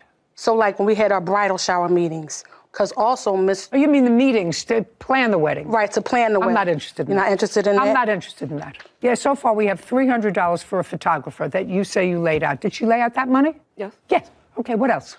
Her rides back and forth. I'm not interested in her rides back. Well, how was she going to get this? She's in Philadelphia. I'm in New Jersey. $300 for a photographer. What else? And just money she asked to borrow for the most part throughout the wedding. Just a second. So we have... How much and when? So far, $300 for a photographer. So on January 20th, Your Honor, we have $150. For what? She didn't say what it was for. It was for the wedding, though, because I have it here. Everything wedding is here. Well, did she ask you for this $150 on the phone, in person? She asked for it, like, over the phone, but then I sent the money, too. So anything that I sent to her, I always sent to her through Cash App because she's in Philadelphia, no car. Okay. Then let me ask Ms. Poindexter. Ms. Poindexter, there would be no other reason for Ms. Dobson to send money to you through a Cash App during the wedding period other than for the wedding. Would that be accurate? Not in January, Your Honor. We didn't start planning our wedding until 90 days before June. So anything that happened in January had nothing to do with my wedding. Okay. Do you have Cash App statements before January? I have nothing before January. She has nothing before. I have everything Only from after. January on. Only after. So that would be for the wedding. We didn't start planning our wedding until about March. We got married in June. So what would she be sending you money for? It has been times, it has been times when I'll ask her for, let me get $50 or, it has been times if I didn't have it or I might have needed a car fare or something, and she would do that. She would lend me money and vice versa. No, I'm not talking about vice versa. I don't have a counterclaim. That you said perfectly. I would ask her for $50 or $100 and she would lend me that. Is that the word she used? Let's make sure I heard that right. She says, it has been times when I'll ask her for, let me get $50 or, there has been times. And you asked her why. She said if I didn't have it or I need a car fare or something, and she would do that. She would lend me money and vice versa.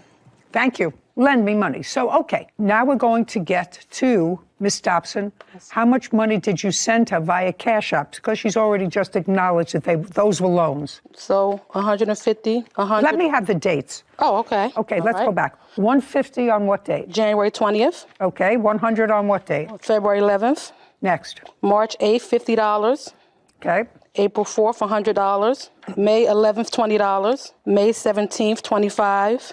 May 22nd, $205. 15 on May 25th. May 28th, $45. June 3rd, $15. And I had a February 28th in here for $50. That was the first one. I'm sorry.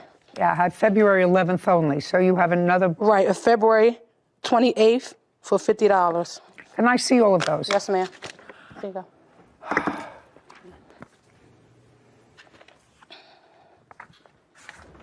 Okay.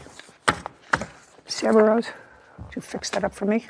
Okay, and you, based upon the read back and based upon what I thought I heard, anytime she sent you money, it was because you ran out of money, you were in a bind, and she loaned you the money. That's what was here. Okay. So you have $775. $775. Has she paid you back any of that money? No, Your Honor. Okay. Now, the photographer, I want you to tell me how it came about that you paid the photographer. Because Miss Jones / Poindexter was waiting on unemployment to hit. And I'm not saying she wasn't trying to get the money up, because she was.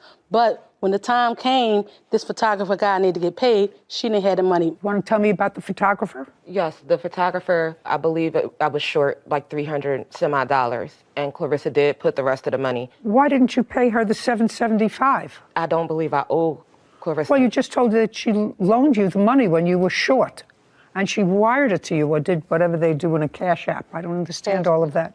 You said it was a loan. Is there any reason why you didn't pay her back? No. Okay. So far I have $775 and $300. Next. Okay, so now we have the trip.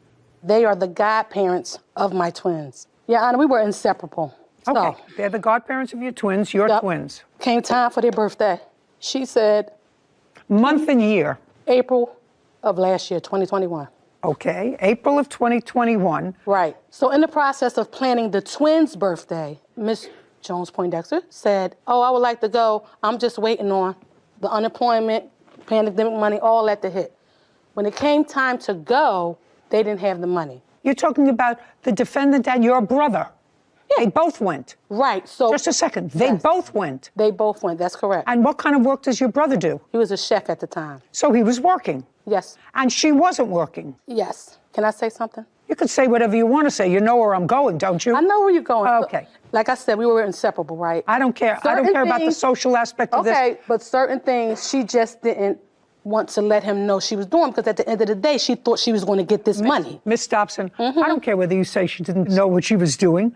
You were already in a place where on January 20th, she didn't have $150, so you sent it to her. On February 11th, she didn't have $100, you sent it to her. On March 8th, she didn't have $50. You had to send it to her. So I don't see stupid written over here. No. If somebody doesn't have $50 and you think I believe that you relied on her statement that I'm going to pay you for this trip that your brother is going on too because his godchildren are celebrating a birthday, I don't believe it. So let's just forget a trip. $775 is what she says she owes you because she says it was a loan. $300 for the photographer. You have the pictures? Yes, ma'am. And I don't hear anything from you suggesting to me that this $300 was a gift. I honestly did believe that she was doing it for our wedding. Okay, good. $1075, judgment for the plaintiff. Thank you very much. So, Your Honor, what about court is adjourned. That's it. It's just a sad situation all the way around. That's probably how she feels right now. I love my sister-in-law. She loves me and I love her. So what? Honestly, I just want to be able to see my godkid. I'm sure we'll be all right. It's always unfortunate and sad when nice occasion turns sour by one thing. Yeah. And I thought the brother/husband was the smartest one. The smartest one. I'm staying out of this between my sister and my wife. Yep. The safest place he could be was right where he sat. Just unfortunate. I mean, families squabble all the time, but just to bring it into a legal system, there are ramifications for that sometimes your anger or emotions can get the better of you. But to take it to a filing stage and to use the court system, that's just the next level that I feel like most family members don't need.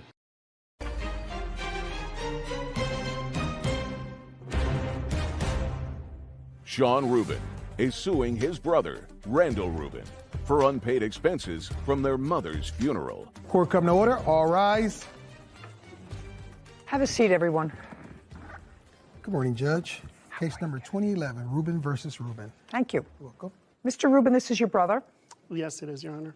And this case involves sharing expenses for your mother's funeral. Correct. And it is your claim that your brother, who I believe was living with your mother at the time she died, right, agreed to pay half of the funeral expenses when he received proceeds from a small life insurance policy that your mother had left. Yes, Judge. Our mother only left us a $5,000 life insurance policy. That's what the case is about. Right. Your brother's position is it's not his responsibility. He made no such promise. Of course, you do understand that without that promise to pay for your mother's funeral expenses, children aren't normally responsible for the expenses of their parent. You understand that? Yes, Judge. Mr. Rubin, when did your mother pass away? She passed away August 20th of 2021. How old was she? She was 86. And how long had you been living with your mother? Your Honor, I took care of my mother since 1991. Well, if you were taking care of her for almost 30 years, sir, what kind of physical malady did she have when she was in her 50s? She suffered from chronic kidney failure. When did that medical condition develop? Pretty close to 91. What is pretty close to 91? Beginning in the 90s, 91, 92, etc. So when you moved in with her, was your mother sick or was she not sick? She was sick. Did you live with your mother because it was not only good for your mother, but because it was good for you? That's Correct. What I'm trying to get Yes. to. The answer is yes. Yes, and you moved into your mother's house? Correct. That she owned or rented? She was purchasing it through a mortgage. She owned her home? Yes, ma'am. Correct. Was she working in the 90s? She was. Therefore, she wasn't incapacitated to the extent that you needed full-time care. At the beginning, no, ma'am. When you moved in with her, she was employed on a full-time basis, correct, sufficient enough to get a mortgage from a bank based upon her income. Correct. And what were you doing in 1991? I worked. For whom? Associates. For how long? Off and on from 91 till about 2 years ago. What does off and on mean? I had several jobs in between. I sold cars for various car dealerships, and I also owned several businesses. When you lived with your mother, who paid the mortgage? My mother did. Did you pay your mother for any expenses?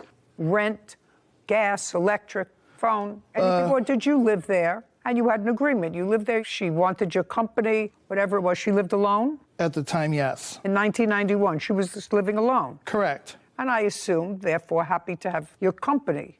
Correct. I assume. Mm-hmm. Okay. So you made no payments to your mother? With the occasional help with some utilities or food, yes. Okay. So you were able, I assume, to save a substantial amount of money? Correct. Just for my own information, so that I can sort of put this thing together. Sure. You have stocks, bonds, savings? No, ma'am. What do you have? You were able to save a lot of money. How did you invest it? I invested in several businesses, which one is my liquidation company. What happened with your mother's house? When she passed, I was still residing at the house. I paid the mortgage by myself for the months of September 2021 as well as October 2021. And I remained there until, I want to say, February 2022. My sister is the executor of the estate, and she sold it just recently for $465,000. Okay. So what I'm gathering from you, you paid the mortgage, you say, in September and October, then you stopped paying the mortgage November, December, January, and February. That is correct, ma'am. But you lived in the house? I did. Rent-free, because you paid nothing? Correct. Where are you living now? I live in Nogales, Mexico. And you live in a house? You live in an apartment, ma'am. You pay rent? I do. Anybody live with you? No, ma'am. What's your rent? $250. Okay. And what was the mortgage payment in your mother's house? I paid $1,750 even. Are you the sister? Yes, Your Honor. Could you stand up for a second? I'm just getting some information. Tell me your name. Shannon Hayes. Miss Hayes, house was sold recently for $465,000. And what was left on the mortgage? $258,000 plus a $35,000 third mortgage. Your Honor, since her brother was not paying, since he wasn't paying, the house actually went into foreclosure. And so we had to get... Just to say, I didn't ask you anything. Okay, I'll just... Sarah Rose, $465,000 less $258,000. $207,000, Your Honor. Less $35,000. $172,000. Okay, and there are 3 siblings? And also, Your Honor, there was a $10,000 lien on the property that had to be paid.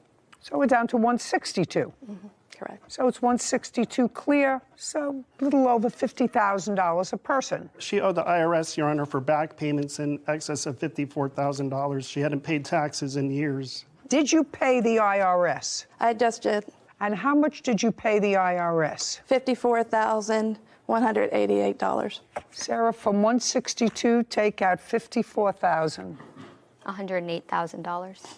Anything else? Yes, Your Honor. She had Arizona state taxes, $3,000 I paid as well.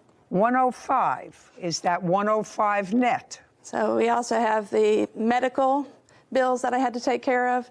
She had no insurance, and she had to have Medicare. She did, Your Honor. That's her copayment. Okay, and what was her copayment? $3,000 in medical. Let's do a simple $100,000. Mm-hmm. How much were the funeral expenses? $2,434.73. Was the total funeral expense? Yes. Well, that's what you're claiming he owes you. That's his share of the... I want to know what the entire funeral cost, sir. You'll show me the invoice. Sure. I do have all the invoices for you.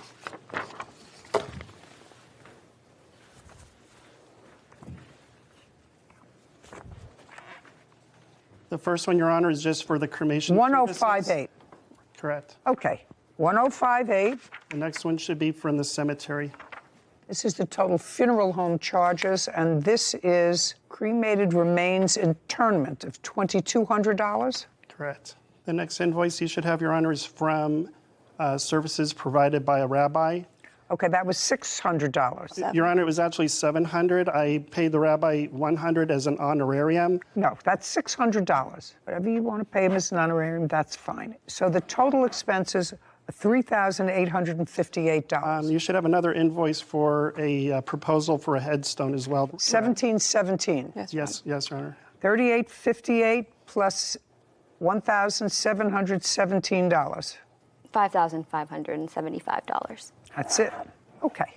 I assume your mother died without a will. Correct, Your Honor. Okay. And you are the only surviving siblings?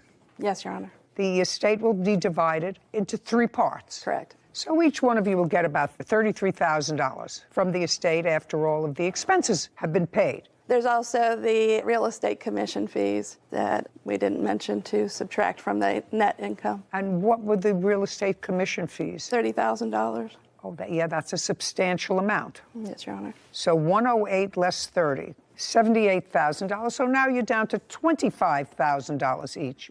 That's correct, Your Honor. What I'm trying to figure out is, even giving you all those expenses that you paid, your mother's estate, absent this $5,000 life insurance policy that there was, correct? And you got a share of that life insurance policy. How much?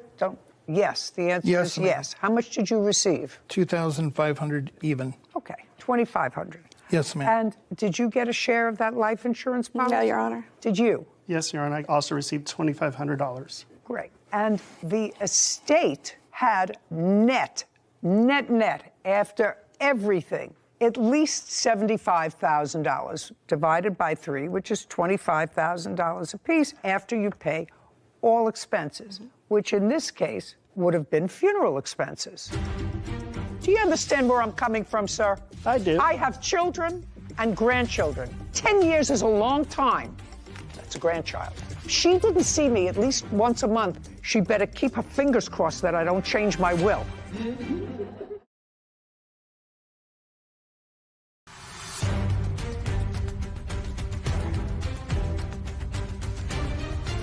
Sean Rubin is suing his brother, Randall Rubin, for unpaid funeral expenses. Randall is countersuing, claiming Sean defamed him. So now, if what you're asking me, Mr. Rubin, is to find that you had an agreement with your brother to pay 1/3 of the funeral expenses because the two of you each paid 1/3 of the funeral expenses. Is that what you did? Well, Your Honor, that's either a yes or a no. It is a no. I'm the only one that had the money to process our mother.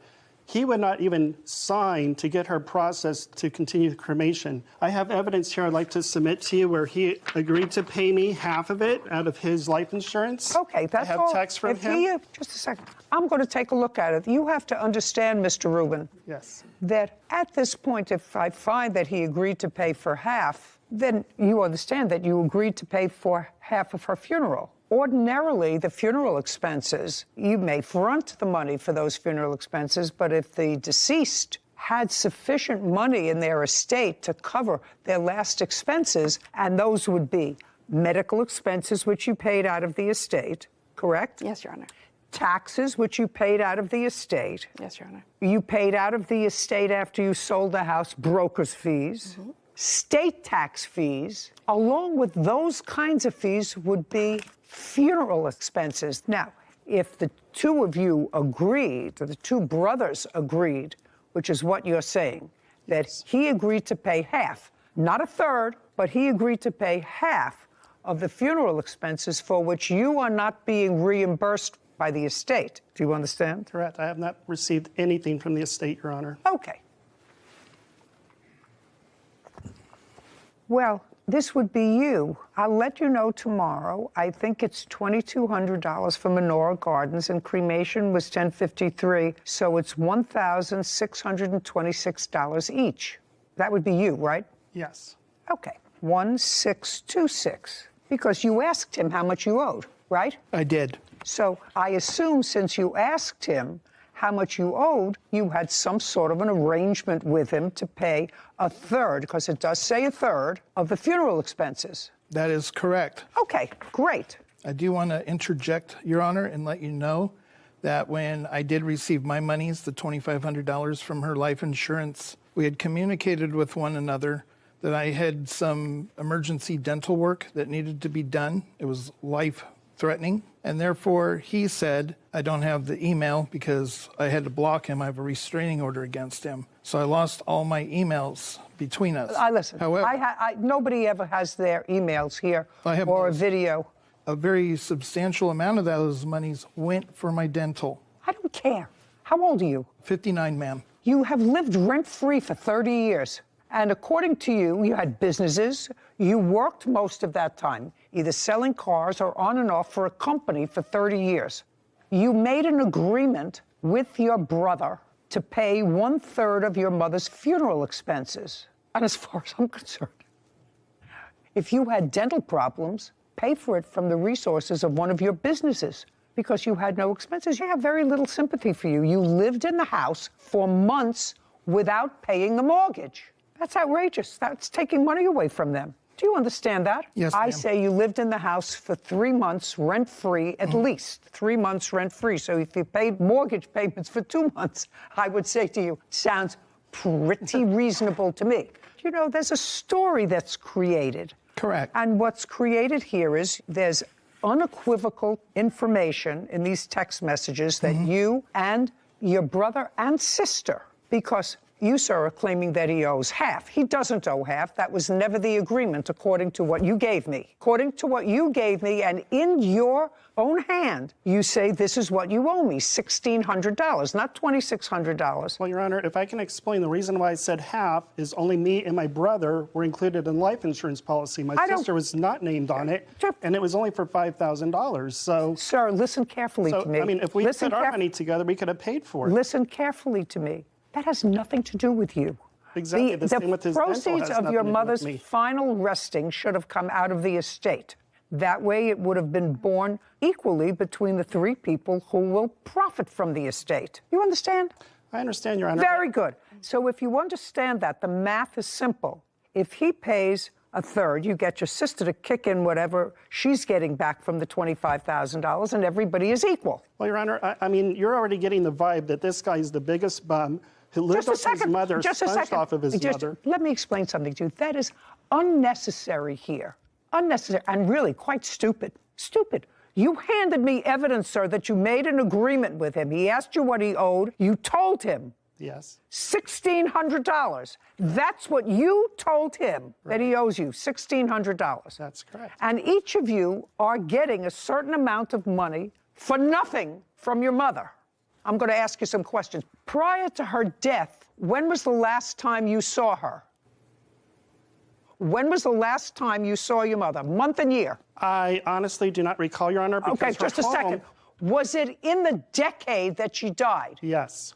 Okay, well, she died in 2021. So when did you see her? Probably several years before that, Your Honor. Well, so you didn't see her in the decade before? Your Honor, you have to understand, her house was infested with bed bugs. Pay careful attention to me. I asked you some questions. Yes. My question was, when was the last time you saw your mother? So you hadn't seen your mother in a decade. When was the last time you saw your mother? I saw my mother frequently, Your Honor. It was May, Mother's Day. Okay, Mother's Day of 2021. And Your Honor, I'm not speaking to you. March of 2021. Prior to that, when did you see your mother? November 2021. Wait a minute. How could you see her in November 2021 if she passed in August of 2021? November 2020. Okay. May 2021, November of 2020. Prior to that, when did you see your mother? I saw her frequently because... No, not frequently. Month and year. I don't have the... Did you see her every month? No, Your Honor. Did you see her every 2 months? About that, yes, Your Honor. Okay, well, between May and November, that's more than 2 months. Mm-hmm. That's when you can remember. Yes, Your Honor. So it would be fair to say that whether he took great care of her and whether the house was clean or dirty or anything else, your 86-year-old mother lived with your brother, whether you like him or not, and you were totally disinterested in her. You're the one who started this, sir. I was about ready to finish this case, but when you say he's a bum, I say, you know what? This guy's got to be put in his place. He may have been, but he was the bum who took care of your mother. You started it.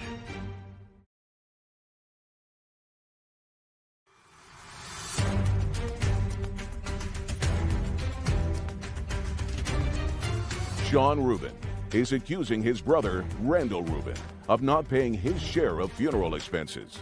Randall claims Sean spread multiple lies about him. So it would be fair to say that whether he took great care of her and whether the house was clean or dirty or anything else, your 86-year-old mother lived with your brother, whether you like him or not, and you were totally disinterested in her.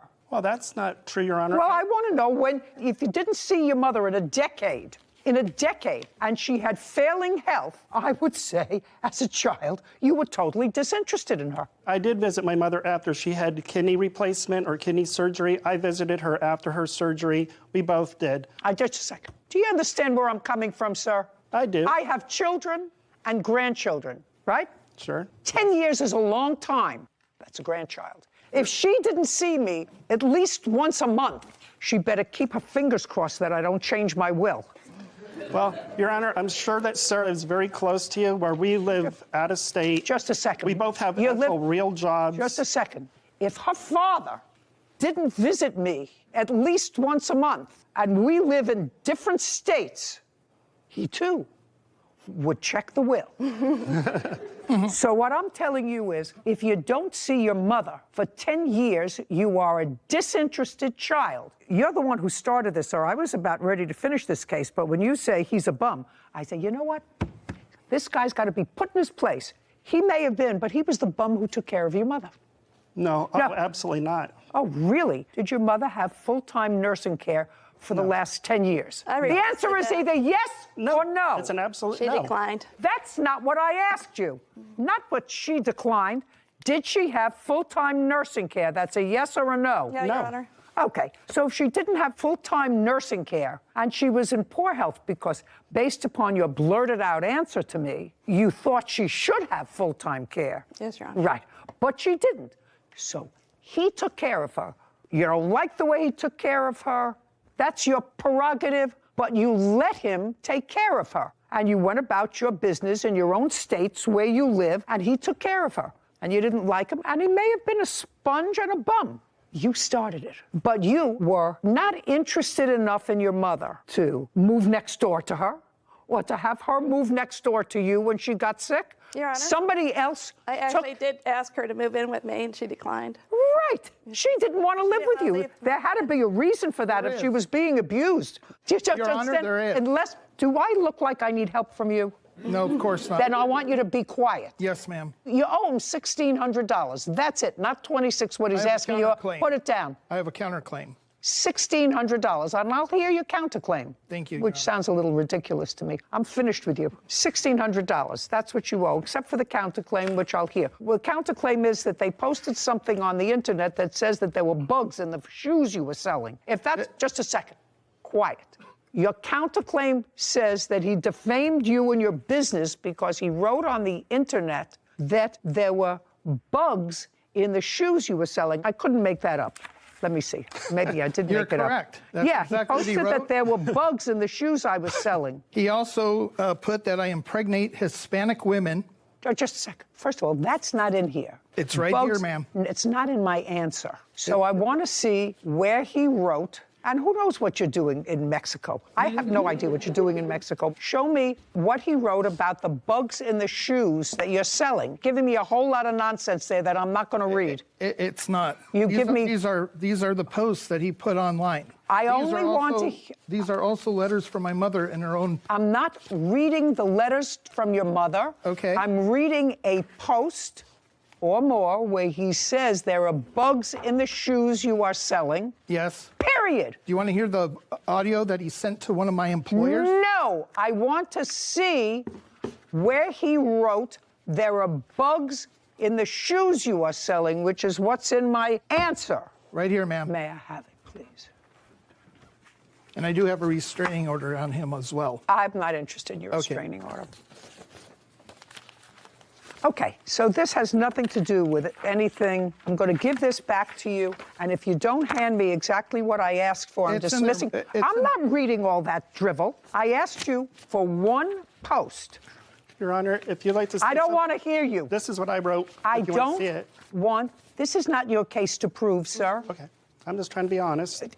Here you go, Your Honor. This is one that he... Thank you. Don't tell me one. Just give me the posts about shoes. This has nothing to do with shoes. This one is in Spanish. If you show me one more thing that doesn't say bugs and shoes, I'm just dismissing your case. Do you understand? Yes, ma'am. Please look at this one. It is in Spanish. Well, no, that's your problem. The counterclaim's dismissed. Judgment for the plaintiff in the amount of $1,600. We're finished here. Thank you very much. Thank you, Your Honor. This court is adjourned.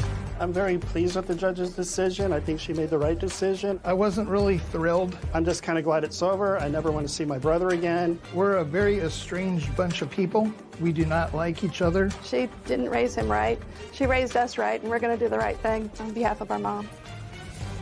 First and foremost, I will visit you every month, every week, every day, if that's what it takes. But in all seriousness, this case shows how foolish it is not to memorialize your wishes for the end, because it creates a heightened sense of stress at a time when emotions are already running high. And first rule of wills, trusts, and estates class is always have a will. So it doesn't matter how much you have, how little you have. It's important, your wishes, and to prevent situations like this, your loved ones having to go through. Yeah, and be angry with each other. I mean, they don't love each other anyway, but to be angry with each other, if you can avoid that. Even young people, Sarah, who have put anything together. Yeah. You have a will? I do. There you go. I wouldn't want my loved ones going through that. So, yeah, you have to take the time and write it down. And yeah, that's really all you can do to avoid the situation. You're right. Are you having a family dispute? Go to judyjustice.tv. Hi, xin chào các bạn. Chào mừng các bạn đã đến với kênh của mình. Hôm nay chúng ta cùng tô màu cho bức tranh về hình ảnh là công chúa ngủ trong giường nhé. Chúng ta cùng bắt đầu từ nào. Ngày xưa cái nhóm bọn em nó thích Green lắm, em thích nhóm Green cực kỳ luôn. Xong rồi là còn chia nữa. Trang là con Bloom, Nhi là con Flora, Ly là con Daphne, và cả em là con Lisa. Daphne là con gì? Daphne là chị của Bloom, kiểu là nữ thần của vương quốc gì ấy. Nó không phải là thành viên của nhà Green, nhưng mà Ly vẫn chọn chị, kiểu là con này là lớn tuổi nhất, nên xong rồi là nó có kinh nghiệm các thứ rồi. Nên chọn Daphne. Còn mày là con gì? Lisa. Lisa là con gì? Con tên nữ âm. Dạ, sao phải tin Lisa? Không, mới đầu là em chọn Stella, tên nữ ánh sáng mặt trời ấy. Đấy, nhưng mà kiểu như bảo là Hà chọn mất rồi, Hà nhà Nhi rồi họ Hà nhà Nhi, em cũng biết rồi. Vậy là em không chọn Stella nữa, em lại chọn Flora. Xong như là vừa hơi nhiều con để cho cháu không thích cái con đấy lắm. Xong rồi là em cũng phải nhớ cho nó, là em chọn con Lisa luôn. Với cả em cũng có đam mê về âm nhạc nên chọn luôn. Con này cũng xinh mà. Em tội là số phận nó hơi đặc biệt hơn là phương khác.